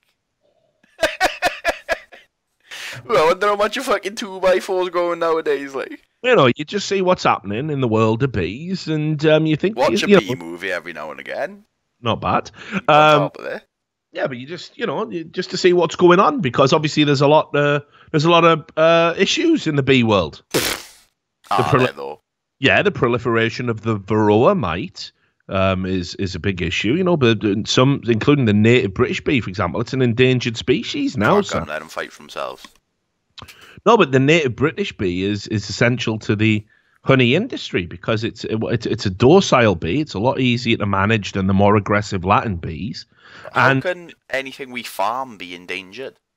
Because of the Varroa Mite. This is what people didn't predict. There's a parasite. It lives on a moth. And it's a mite, and it lives on the back of a moth, right? And what happens is a moth is big, right? A moth is hench. It's a big fat moth. So the mite drinks the blood of the moth to live, and the moth's like, feeling a bit under the weather today. Right? It's got a cold, right? But it doesn't give a fuck because it's big. But then moths look to nest in beehives, right? Because it's a ready supply of food. They can eat the larvae, they can eat the honey. It's a good, and the bees are so placid. It's like a buffet, like. Yeah, basically, it's like living inside a harvester. It's gone straight to tea bands. Yeah. So what happens is the bees just sort of filter around, and they're like, they get a bit like, fucking hell, them bloody moths moving in. Eating my kids. Yeah, eating my kids. But paying no rent, eating my kids and honey, taking my well-earned fucking mash. But the bees just get on with it, right? They just get on with it. But here's the problem. The moth isn't really the issue, but the mite, called the Varroa Mite, that lives on the back of the moth, if that gets on the bees, and it has been getting on the bees, well, a bee isn't big enough to handle the mite. So when you go down to the hives, you can tell if you've got a Varroa infestation, a Varroa issue, because there will be piles of dead bees outside the hive. They literally can't handle it. And slowly but surely their society crumbles from within because of this parasite killing all them. the moths then with the fucking moth supply into the universe. Yeah, but this is the point. They just eat closed, don't they? So it's sort of, it's this ongoing issue that we can't really do anything about. Any chemical response to the mite would kill the bees. So we got to find a moth poison that bees can take on the chin. Yeah.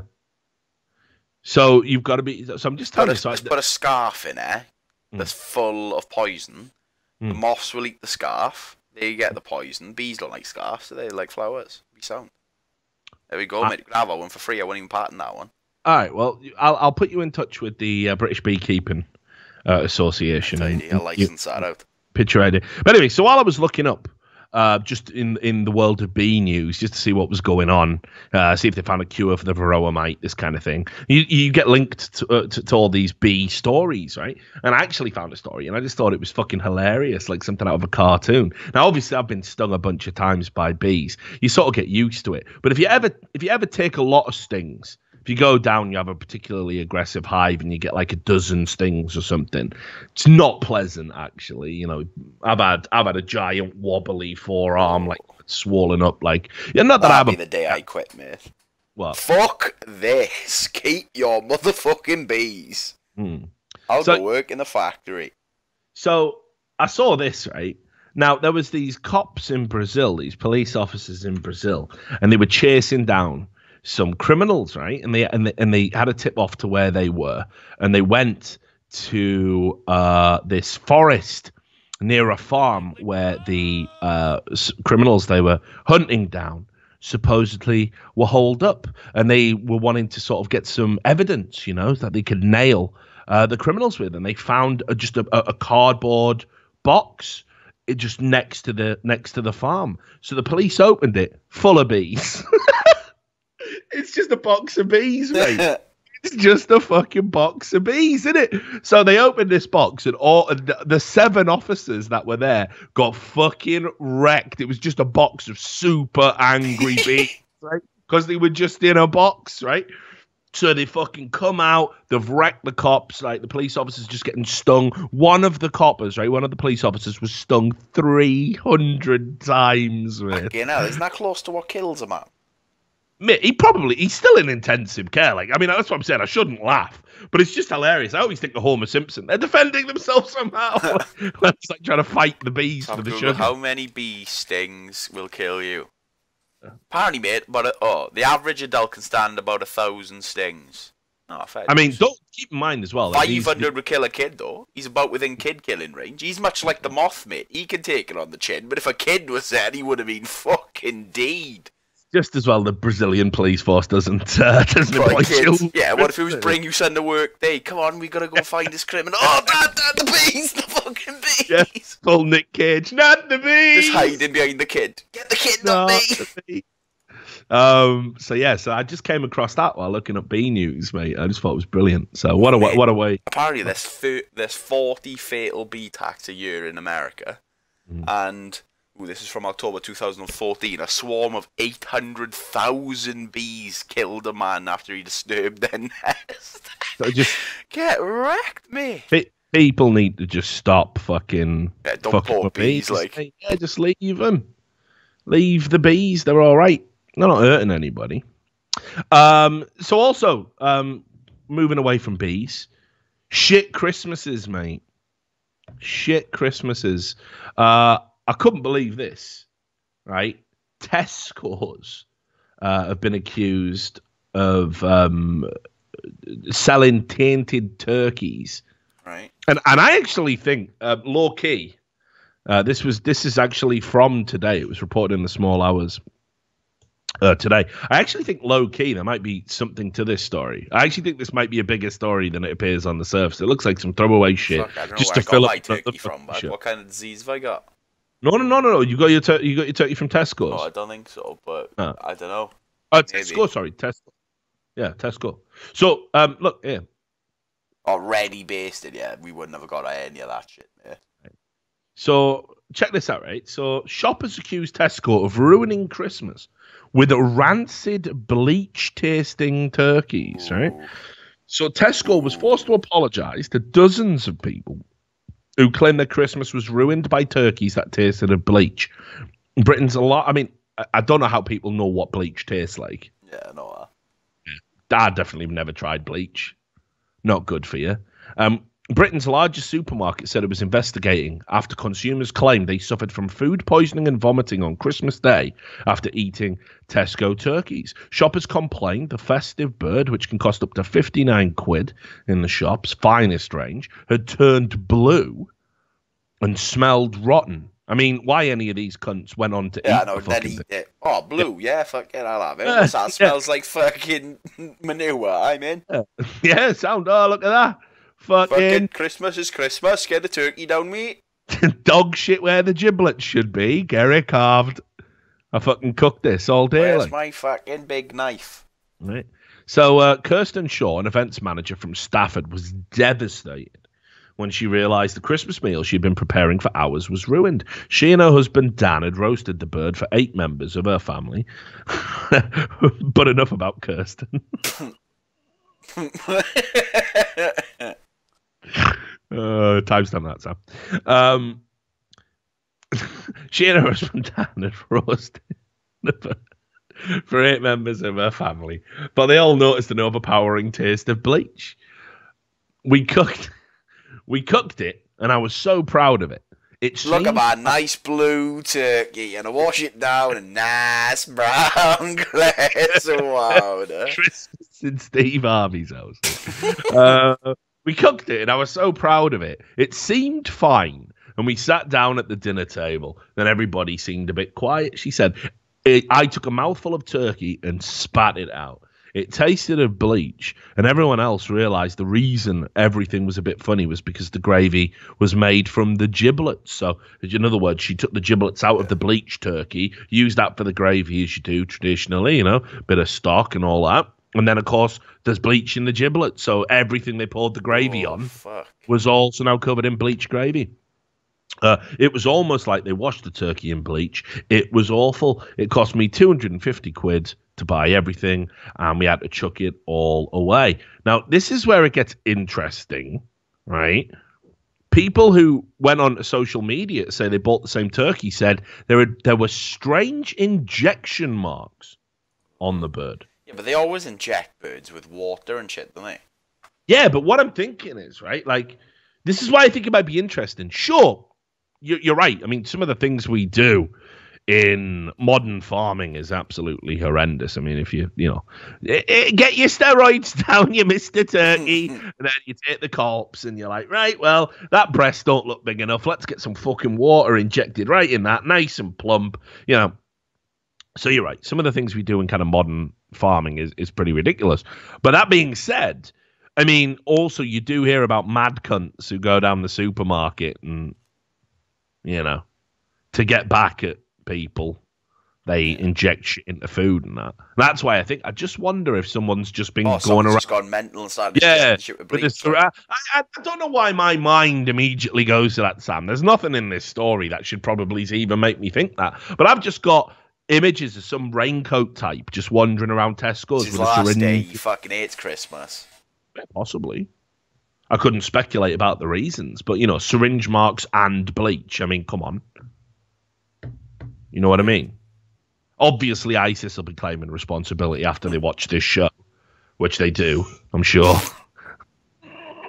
They're watching it going, fucking hell, this is why the West has got to go. Timestamp that. So, yeah, but look at the tweets. Really disappointed with the turkey from Tesco. Not the quality I expect, paying so much for one that smells weird and had injection marks all throughout the breast. Won't be buying from Tesco's next year. You ruined my Christmas Tesco's. Rotten smelling turkey. I couldn't get rid of it. You know, weird, isn't it? Injection marks and everything else. So Tesco's have said they'll refund everyone. Obviously, doesn't make up for the refund my fucking organs that are filled with bleach, big man. Yeah, yeah, exactly. I mean, you know, my dog's dead. Gonna refund that 10 years left of my life. But yeah, so that's pretty wild. What else did I have for the show today? Oh man, did you see this story about fucking? I didn't even know these things existed. So Amazon, right? Just all right. What I don't want to have happen, Sam, is I don't want to talk about circumcision. I don't want to do it. I just don't, mate. All right. So can we just make a promise that we're not gonna? All right. All right. Can we just not? Because I'm not really into it, but loads of people are. And so, were you there? Was it? When we were having that drink and there was a bunch of Americans there. Oh no, it wasn't. Yeah, it was. Oh yeah, you were there. I think it was, wasn't it?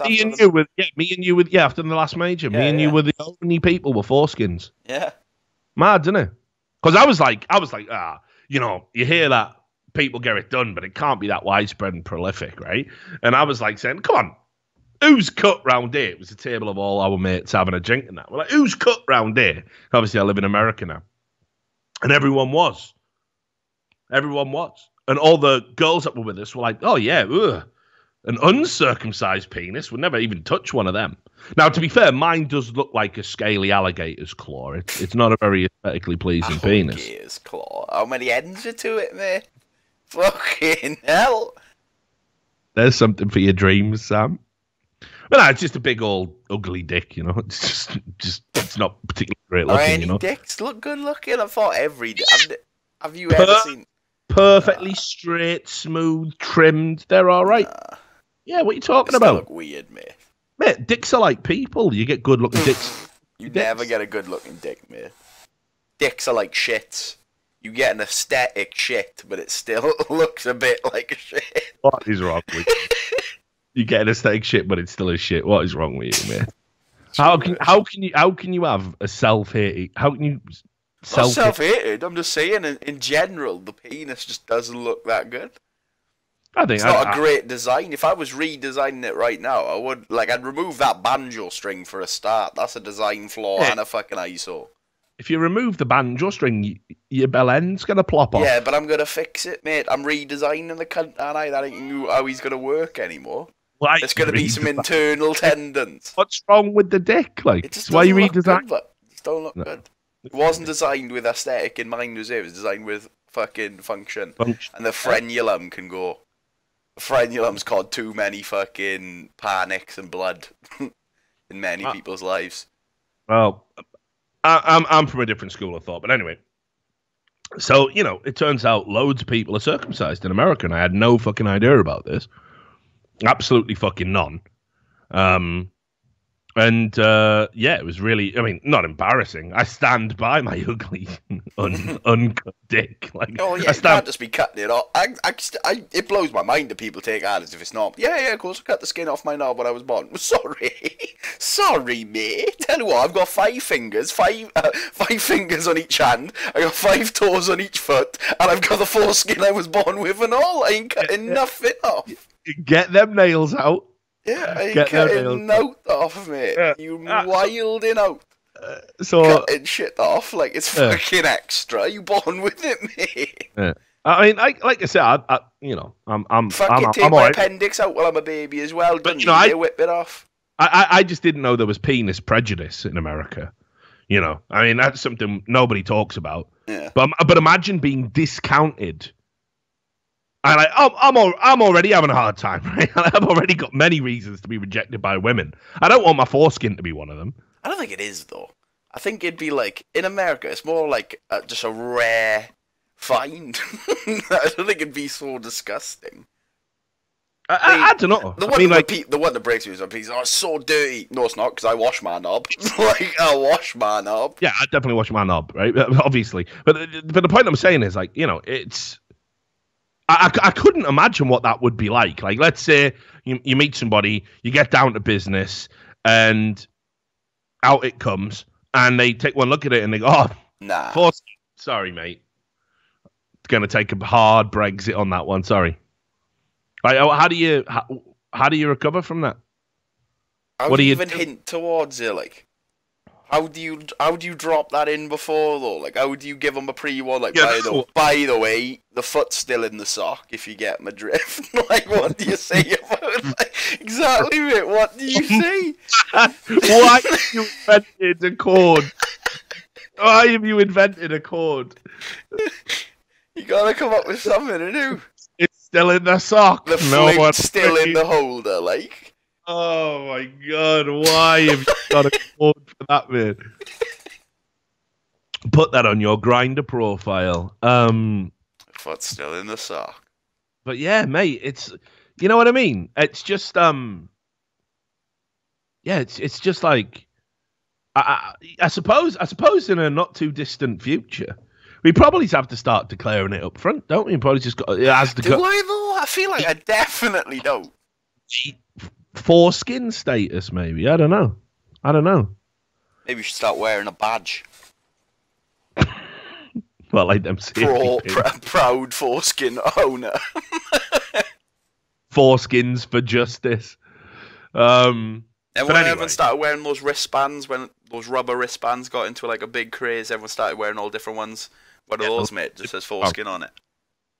Yeah, I mean, here's the thing. I'm all for raising awareness about charities, but it's awful, isn't it, when it becomes a simultaneous fashion statement worn exclusively by cunts. Really hard to sort of get on board, doesn't it? Makes you a bit bar humbug about the whole thing.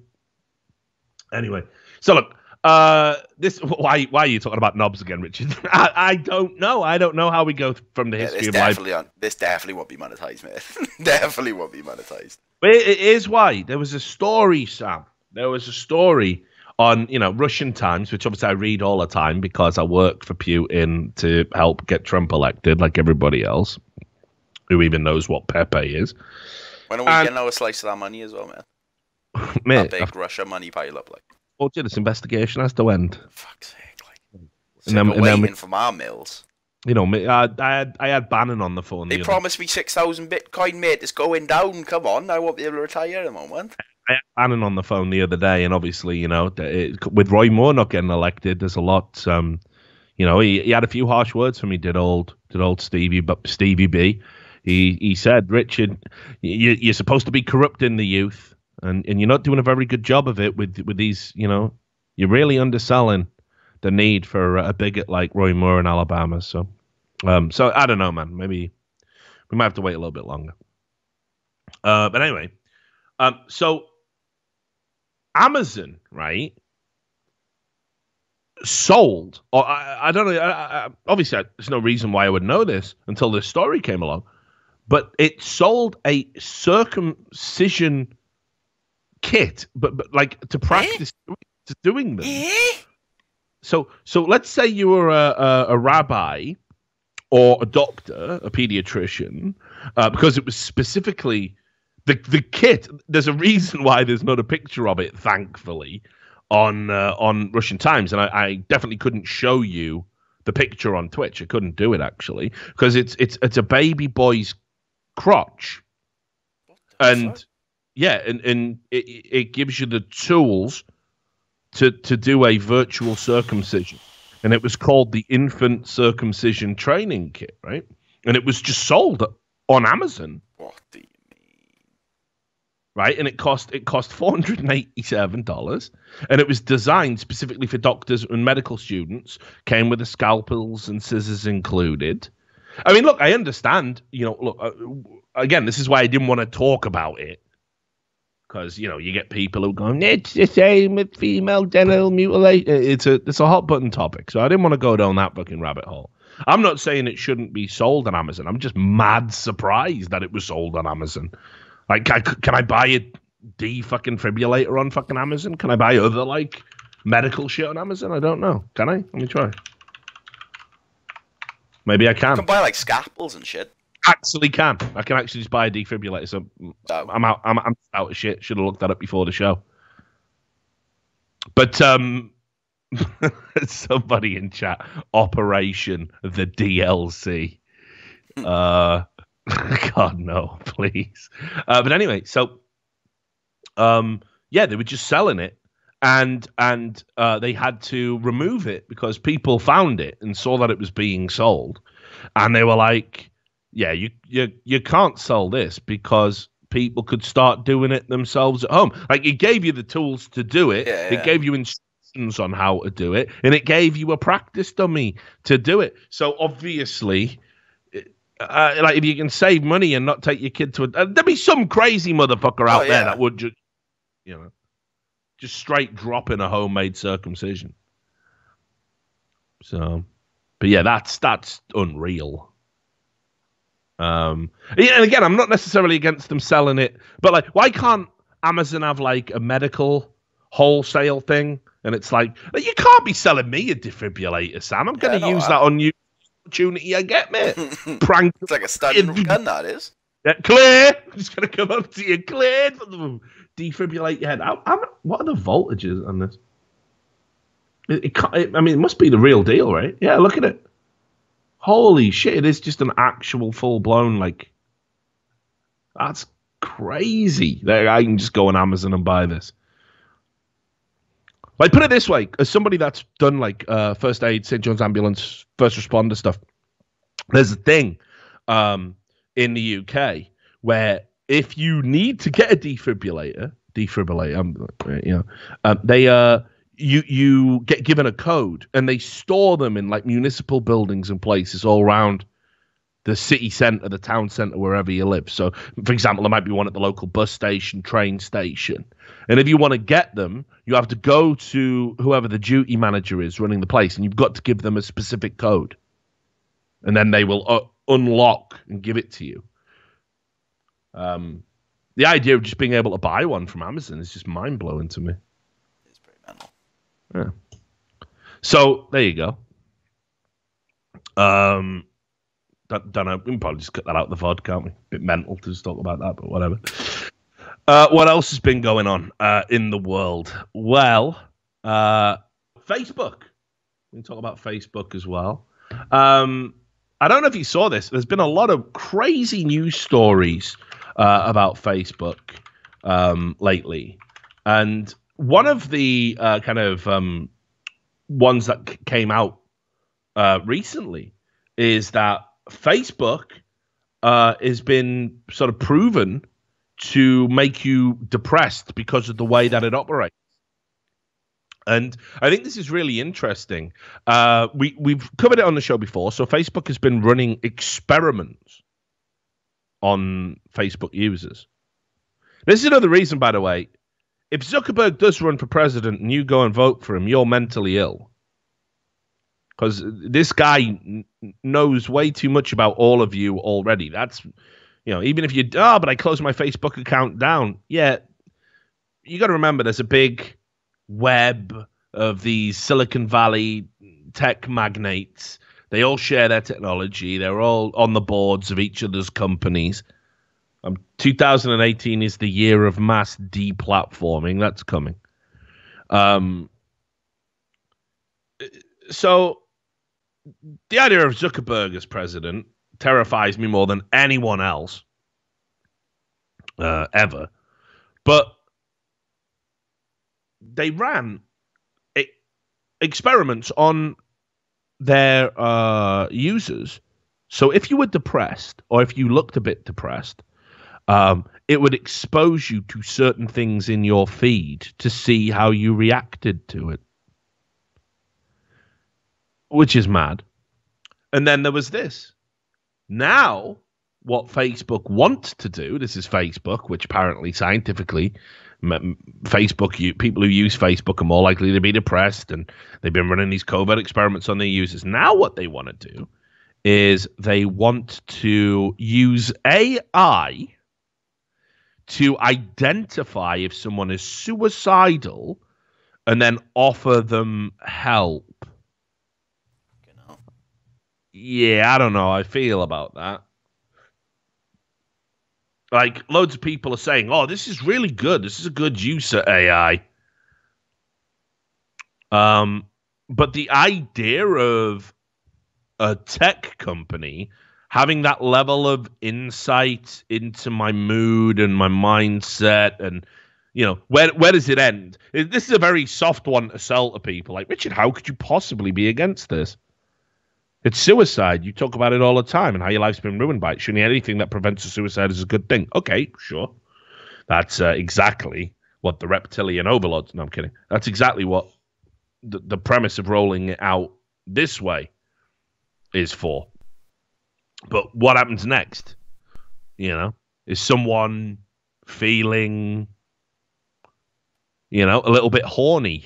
Do I get those singles in my area that so desperately want to see me? Do I get those bombarded, marketed with me?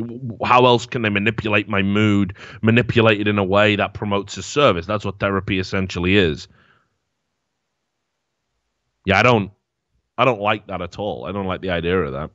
But just to give you the broad strokes of the story, there's a good use of AI here, which we hope will help prevent suicide. Starting today, we're upgrading our AI tools to identify when someone is expressing thoughts about suicide on Facebook so we can get help help get them the support they need quickly. And they said that they've already run a trial which helped us connect with first responders quickly in 100 cases. And with all the fear about how AI may be harmful, sex robots, of course, it's good to remind ourselves that AI is actually helping save people's lives today.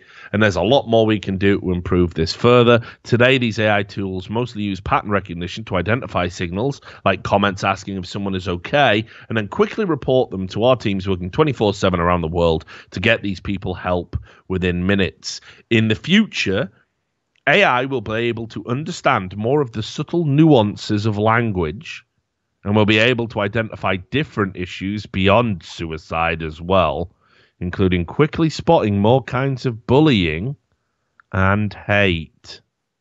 I don't know.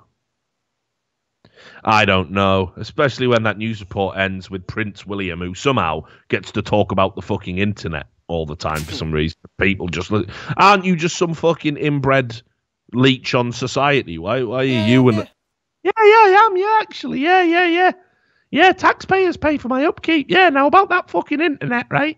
Yeah, brilliant. That's a fucking good system. But yeah, the way it ends there, saying that Prince William says anonymity online is really, really dangerous. I mean, it's really, really dangerous if you're doing something bad with it. It's not so dangerous if you need it to, I don't know, get information out there about an oppressive, tyrannical regime that's literally renditioning people off the streets and killing them. Kind of like internet anonymity there. Kind of like that. But yeah, I just don't like the idea of like having a fucking AI monitoring things I'm saying and then deciding what my mood is and then putting me in touch with people off the back of that. And as I said, suicide, obviously, it's such an awful thing to have to deal with if it's ever affected your life. It's a very good thing to sort of use as an argument, isn't it? But come on, guys. We can't just let our fucking Silicon Valley overlords fucking get inside our heads like this. It's just not acceptable. What do you think, Sam? You're quiet. You've got into that nether realm. I just don't like the idea of anything overlooking anything that's happening on my social medias. You know what I mean? Just let me live my movie no matter what state I'm in. Let it take the natural progression. All about that movie, mate. But yeah, there's been a ton of fucking stories about Facebook, you know, like in recent times. There was this in The Guardian. They had to admit, this was just this month. So they had to admit that Facebook poses a mental health risk using Facebook in and of itself. Right, so imagine the madness of trying to program an AI to detect if people are suicidal. Meanwhile, using the technology in and of itself, it's been proved. Well, I mean, again, it's provable in so much as any sort of measurement are. But this was a report over in The Guardian saying Facebook has acknowledged that social media use, including its own platform, can be bad for users' mental health, which. Far be it from me to say I'm ahead of the times, but wasn't I talking about this for years on this show? That eventually we're going to realize that social media use is the lead in the water. It is driving us crazy. I mean, shit, Sam. I had some guy just message me the other day, and it's really tough for me to kind of get past this. Like, some people talk. And it's very clear to me they're disturbed, but like I'll get a lot of letters and mail from people who are saying they've been depressed and the content's helped them through and they want to talk to me or get some advice. That's fine. Always answer those. Always respond to those. And Lord knows I get lots of them. And that's one of the things that I like about doing the content and doing the show, and that's why I'll never stop doing it. But then I have conversations. Like I said, somebody the other day just hit me up and they were going, "Oh yeah, we got to talk." And I'm like, "Okay, well, what about? And who are you?" And they were going, "Oh, none of that matters." And then it was just like they were just sort of doing this weird rambly thing where it none of it made sense. And I was like, listen, if you can't explain why we need to talk or who you are, like, we're probably going to have to, like, wrap it up here because this is, like, just frightening. And I've had this, like, a few times, people, like, just get in touch and it's like, I don't know what they're trying to say or what they want to say. And it's clear to me they've got a problem. But you don't know anything about these people. You don't even know how to get in touch with somebody who might be able to help them because you don't even know who they are or what's wrong. You just know something is wrong. And I've been saying this for a long, long time. Social media use has given this illusion of access to, it's given this illusion of access to anyone in the world. Like those people who endlessly tweet at Trump, they're mentally ill. They're really ill. They're really ill. They believe they're talking to the president of the United States when they tweet at him. They believe that they're actually going to have some sort of significant impact on the world when they do that. They believe that, right? And then people live on social media. They just live on it. They don't go outside. They don't do anything. Social media is everything. Shit. We'll talk just a little bit about another awful story that I think highlights why the media needs to really buck up its ideas. But like this social media web that we've entangled ourselves in just hasn't been good for anybody. And I've said, like with the Trump derangement syndrome, and that there's a bunch of as yet unnamed, unclassified mental illnesses that in 5 years are going to be the norm. And we're going to realize we went through a period of human history where we were actually doing things that were damaging our psyche to such a degree that all the people who were specifically entangled in these components of modern living were incredibly desperately ill. And, sure, me and Sam have made a joke out of it. And we've said, like, yep, mentally ill. It's become a catchphrase. It's a t-shirt. He's mentally ill. I'm telling you, it's only half in jest when we say it. Because we do deal with people where the only explanation for the things they say, the things they do, the way they behave, the things they believe, the only explanation is some form of illness. It's the only explanation. But I couldn't tell you the first thing about how you would get help from being mentally ill because of Twitter. I wouldn't even know what you would call that. I suppose Twitter derangement syndrome. Let's keep the derangement syndrome going.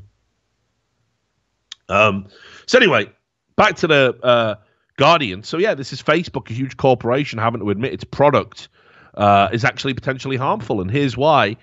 They said that the platform, they measured it, and they said that social media has created short-term. This was actually a former Facebook executive went public about it. I think there's a video, YouTube video. You should check it out. But it said the short-term dopamine-driven feedback loops we have created ourselves are just destroying how society works. There is no civil discourse, no cooperation, constant misinformation, and mistruth. So think about how accurate that is. Think about how everything on social media is driven by popularity, likes, upvotes, dislikes, downvotes. You can hide things, report things, block things, create echo chambers where everybody actually claps. They actually do clap, Sam. They clap on Twitter. Right? Because I never talk to anybody who challenges my worldview, right? Like, I've got this loop. And here's where people are going to go, oh, Richard, you can't tell. You must have thousands of people blocked. Yeah, ain't never blocked anyone for disagreeing with me. Ain't never blocked anyone for challenging my opinion. Have blocked people for saying patently untrue things, stupid things, needlessly aggressive and challenging and hostile things, and somehow thinking as well that they can tweet at me endlessly all fucking day as if I have nothing better to do than after I brush my teeth, sit down and learn what Sniper Wolf 42 has to fucking say, because he's oh so important. Yeah, all right, I block those cunts. Sorry. I know there's this like theory sort of peddled by these hardcore skeptics. You should never block anyone, man. No, you should. Some people are just not worth listening to. That's just a fact of life. That being said, if you block everybody that ever has anything different to say, you're not going to have a good time. And I'm more worried about this idea about, like I say, where it's like, okay, let's look at the threshold to get a top comment on Reddit. It looks like it's incredibly difficult, right? Like, so in a Reddit thread, it looks like it's really difficult for your comment to go boop to the top. Because you go, oh, look at that one. There's thousands of upvotes. Thousands of people agreed with this. In fact, it's not just thousands of people. It could be tens of thousands. Because obviously that is the net level of agreement, right? That's what's over the top. People have obviously downvoted it as well. But out of all the people who voted on it, we've got plus 3,000 likes. Wow, isn't that amazing? This opinion must be really, really good. It must be a really, really good opinion. Well, actually, what they've shown is that if the first, and this has been measured many, many times, if the first few comments in a Reddit thread are all positive, or rather are all of a particular thought process, that's the way they all go. That's the way they all get upvoted. That's just how it is. It is in itself an echo chamber. Meanwhile, down at the bottom, it only takes a net of -5 to completely silence and remove a comment. It is gone. It is closed. You cannot see it. I must make the additional effort of clicking on it to read it.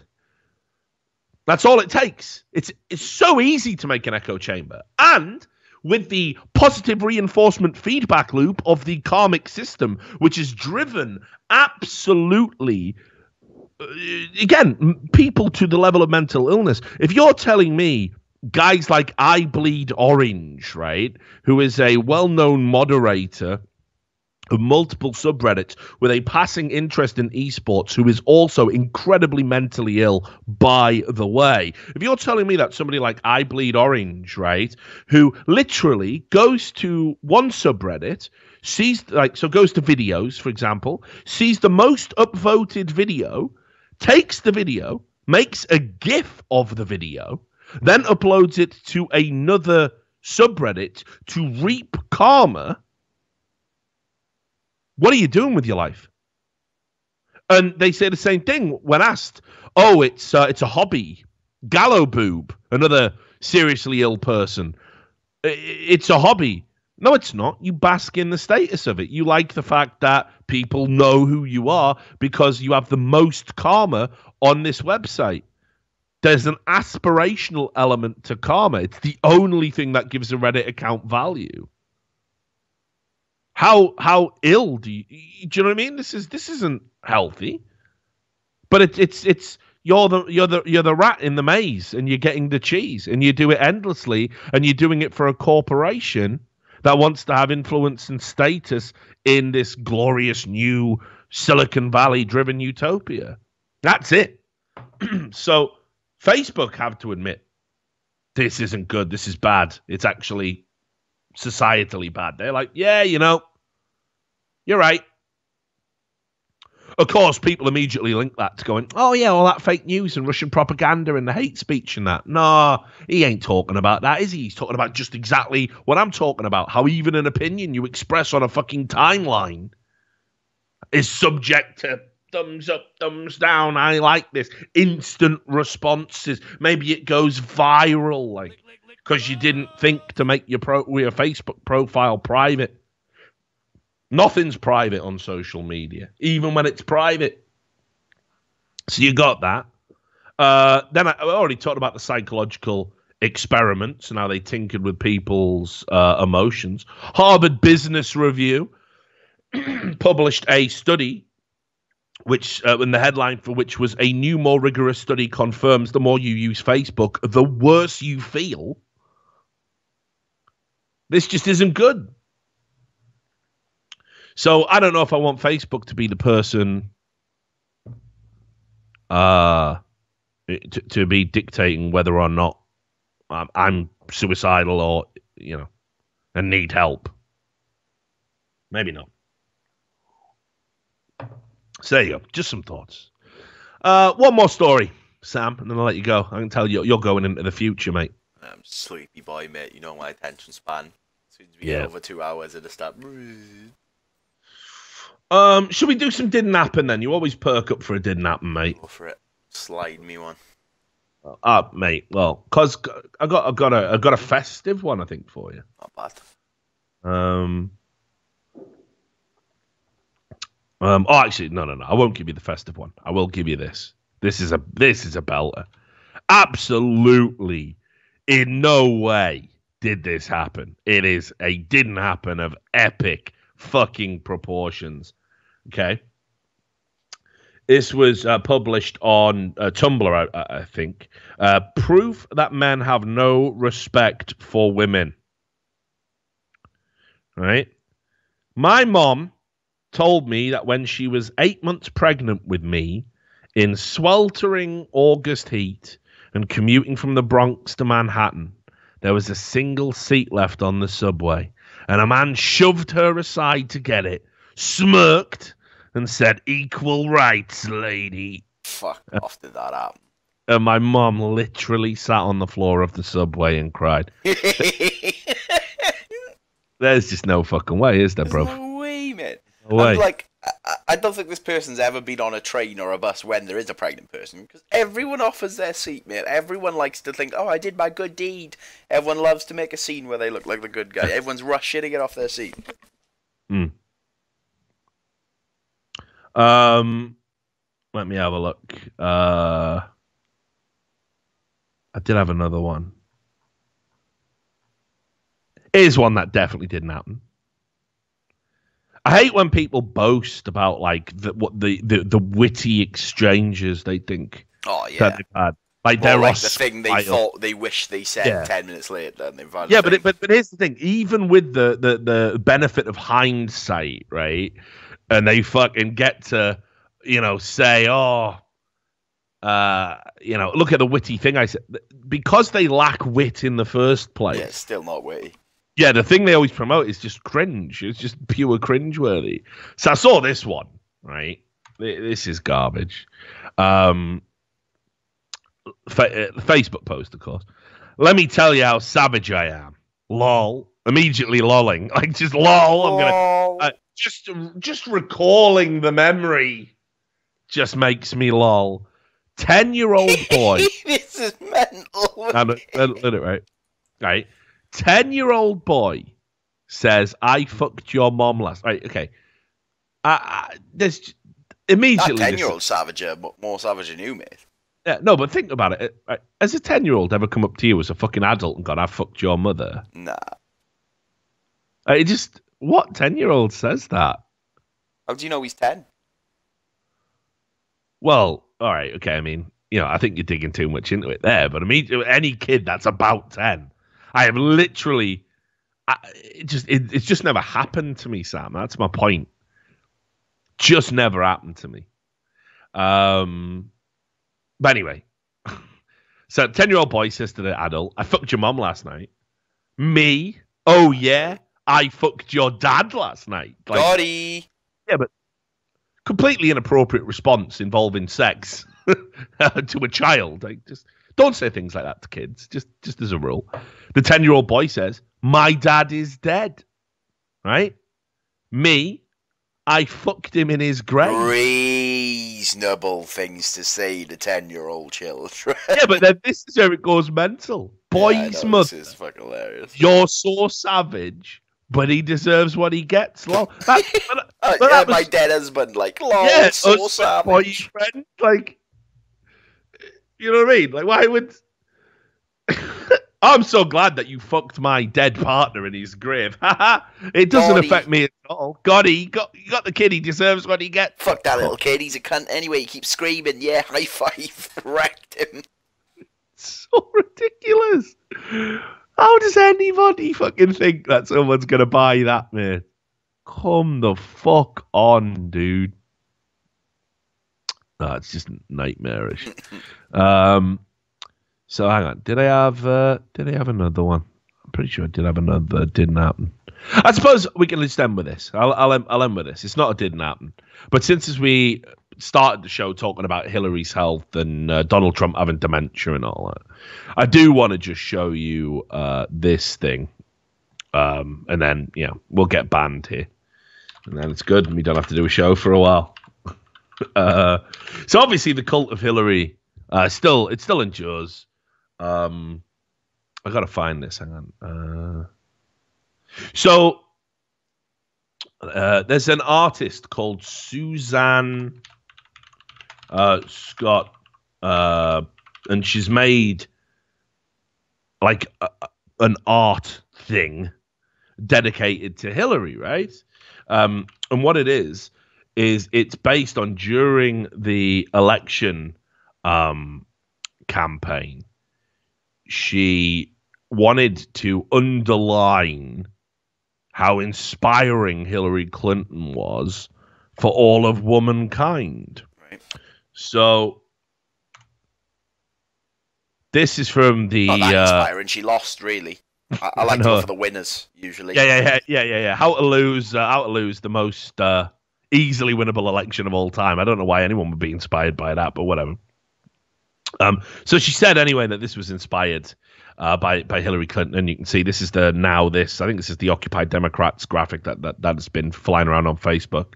And you can see here Susan Scott's Coin Cunt project. Sorry, what do you mean, mate?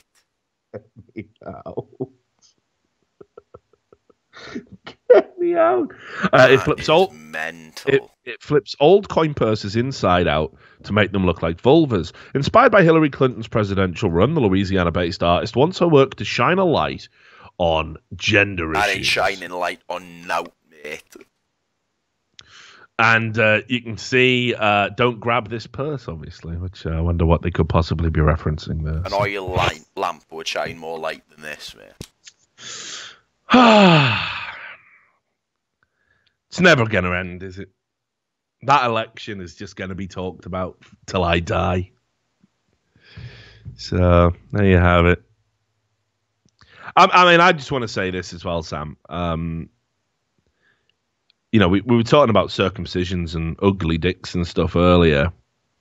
If I ever saw anything like some of them purses, mate, right, I'd be having a hard Brexit right there. I got that red one on the right, mate. That massive kind of looks like an anal prolapse. Doesn't look like a fucking vagina. Yeah. That's what Citizen Kane was talking about when he whispered Rosebud. Cinephile humor, not bad. Just get me out. Get me off this show. It's fucking garbage. Why do we do it? I don't know. It's just whatever. Fuck it. People seem to like it. I guess proof of the mental illness. So yeah, we'll end it there. I guess you have nothing else to add, Sam. Stay real to the game. Good stuff, mate. So yeah, that was an episode of the Richard Lewis Show. Thanks to everybody. Oh, should we go to give away that T-shirt? Oh yeah, I do. Right, and everyone have another fucking type. Yeah, this time we're doing 7 times subscriber luck. Yeah. No mods can win. Right, so just while you just got to type stuff, type anything. So here's the thing. People are saying, the world has gone to shit when a Richard Lewis show feels like I hate it here. You do know, like, the only reason we don't do I hate it here is that this show has pretty much become I hate it here. I mean, like, we could just do it and pretend that they're different, but they wouldn't be different anymore. So I'm just letting you all know in advance. That is the reason why we don't do I hate it here, because it's just the same shit. It's just the same shit. Then we'd have no shit to use on this. I mean, look, I'd be fucking happy to just deceive you all and be like, hey, we'll have it. In fact, fuck it. When me and Sam start the Patreon on January the 1st, we're just going to bring I Hate It here. Happening? Yeah, probably. We're just going to bring I Hate It here back as one of the goals, right? And you're all going to pay the money for it, not knowing that this show just is I Hate It here, just with a different overlay. But it's fine. I'll take your money. I'm all right with it. So, right then. Should we do a drum roll? And wait, let it get to 200 entries. We're at 194, 195. Come on, last eggs. Fuck it, it's going too slow. At 5, 4, 3, 2, 1. Oh, it's one away from 200. There we go, rolling. And the winner is Matthew Gurr, and he is a sub. The subs finally win. Matthew Gurr, big win for the subs. Did it. So, excellent work, Matthew Gurr. Get in touch with Sam. He's going to send you a T-shirt of your choice. to your address. I think we do the next giveaway in 10 subs time, actually. So subs coming along quite nicely. We'll update the overlay. I don't know when we'll next do a show. Might do one tomorrow, might not. Who knows? We got a bunch of other projects, other irons in the fire. You know, obviously the silver casts can come, and me and Sam are going to work on that. Do that a bit more often. Probably start doing that a bit earlier in the day, so Sam's not knackered and has to go to bed. And we'll keep the mods out of it. But yeah, as I said, thanks to everybody that tuned in. Hope it was healthy and cathartic. VOD will be up at some point tomorrow. Until I see you next, and there's a chance I might stream some RimWorld a little bit later on. Who knows, in a couple of hours or something. But until next time I see you, make sure you take care of yourselves.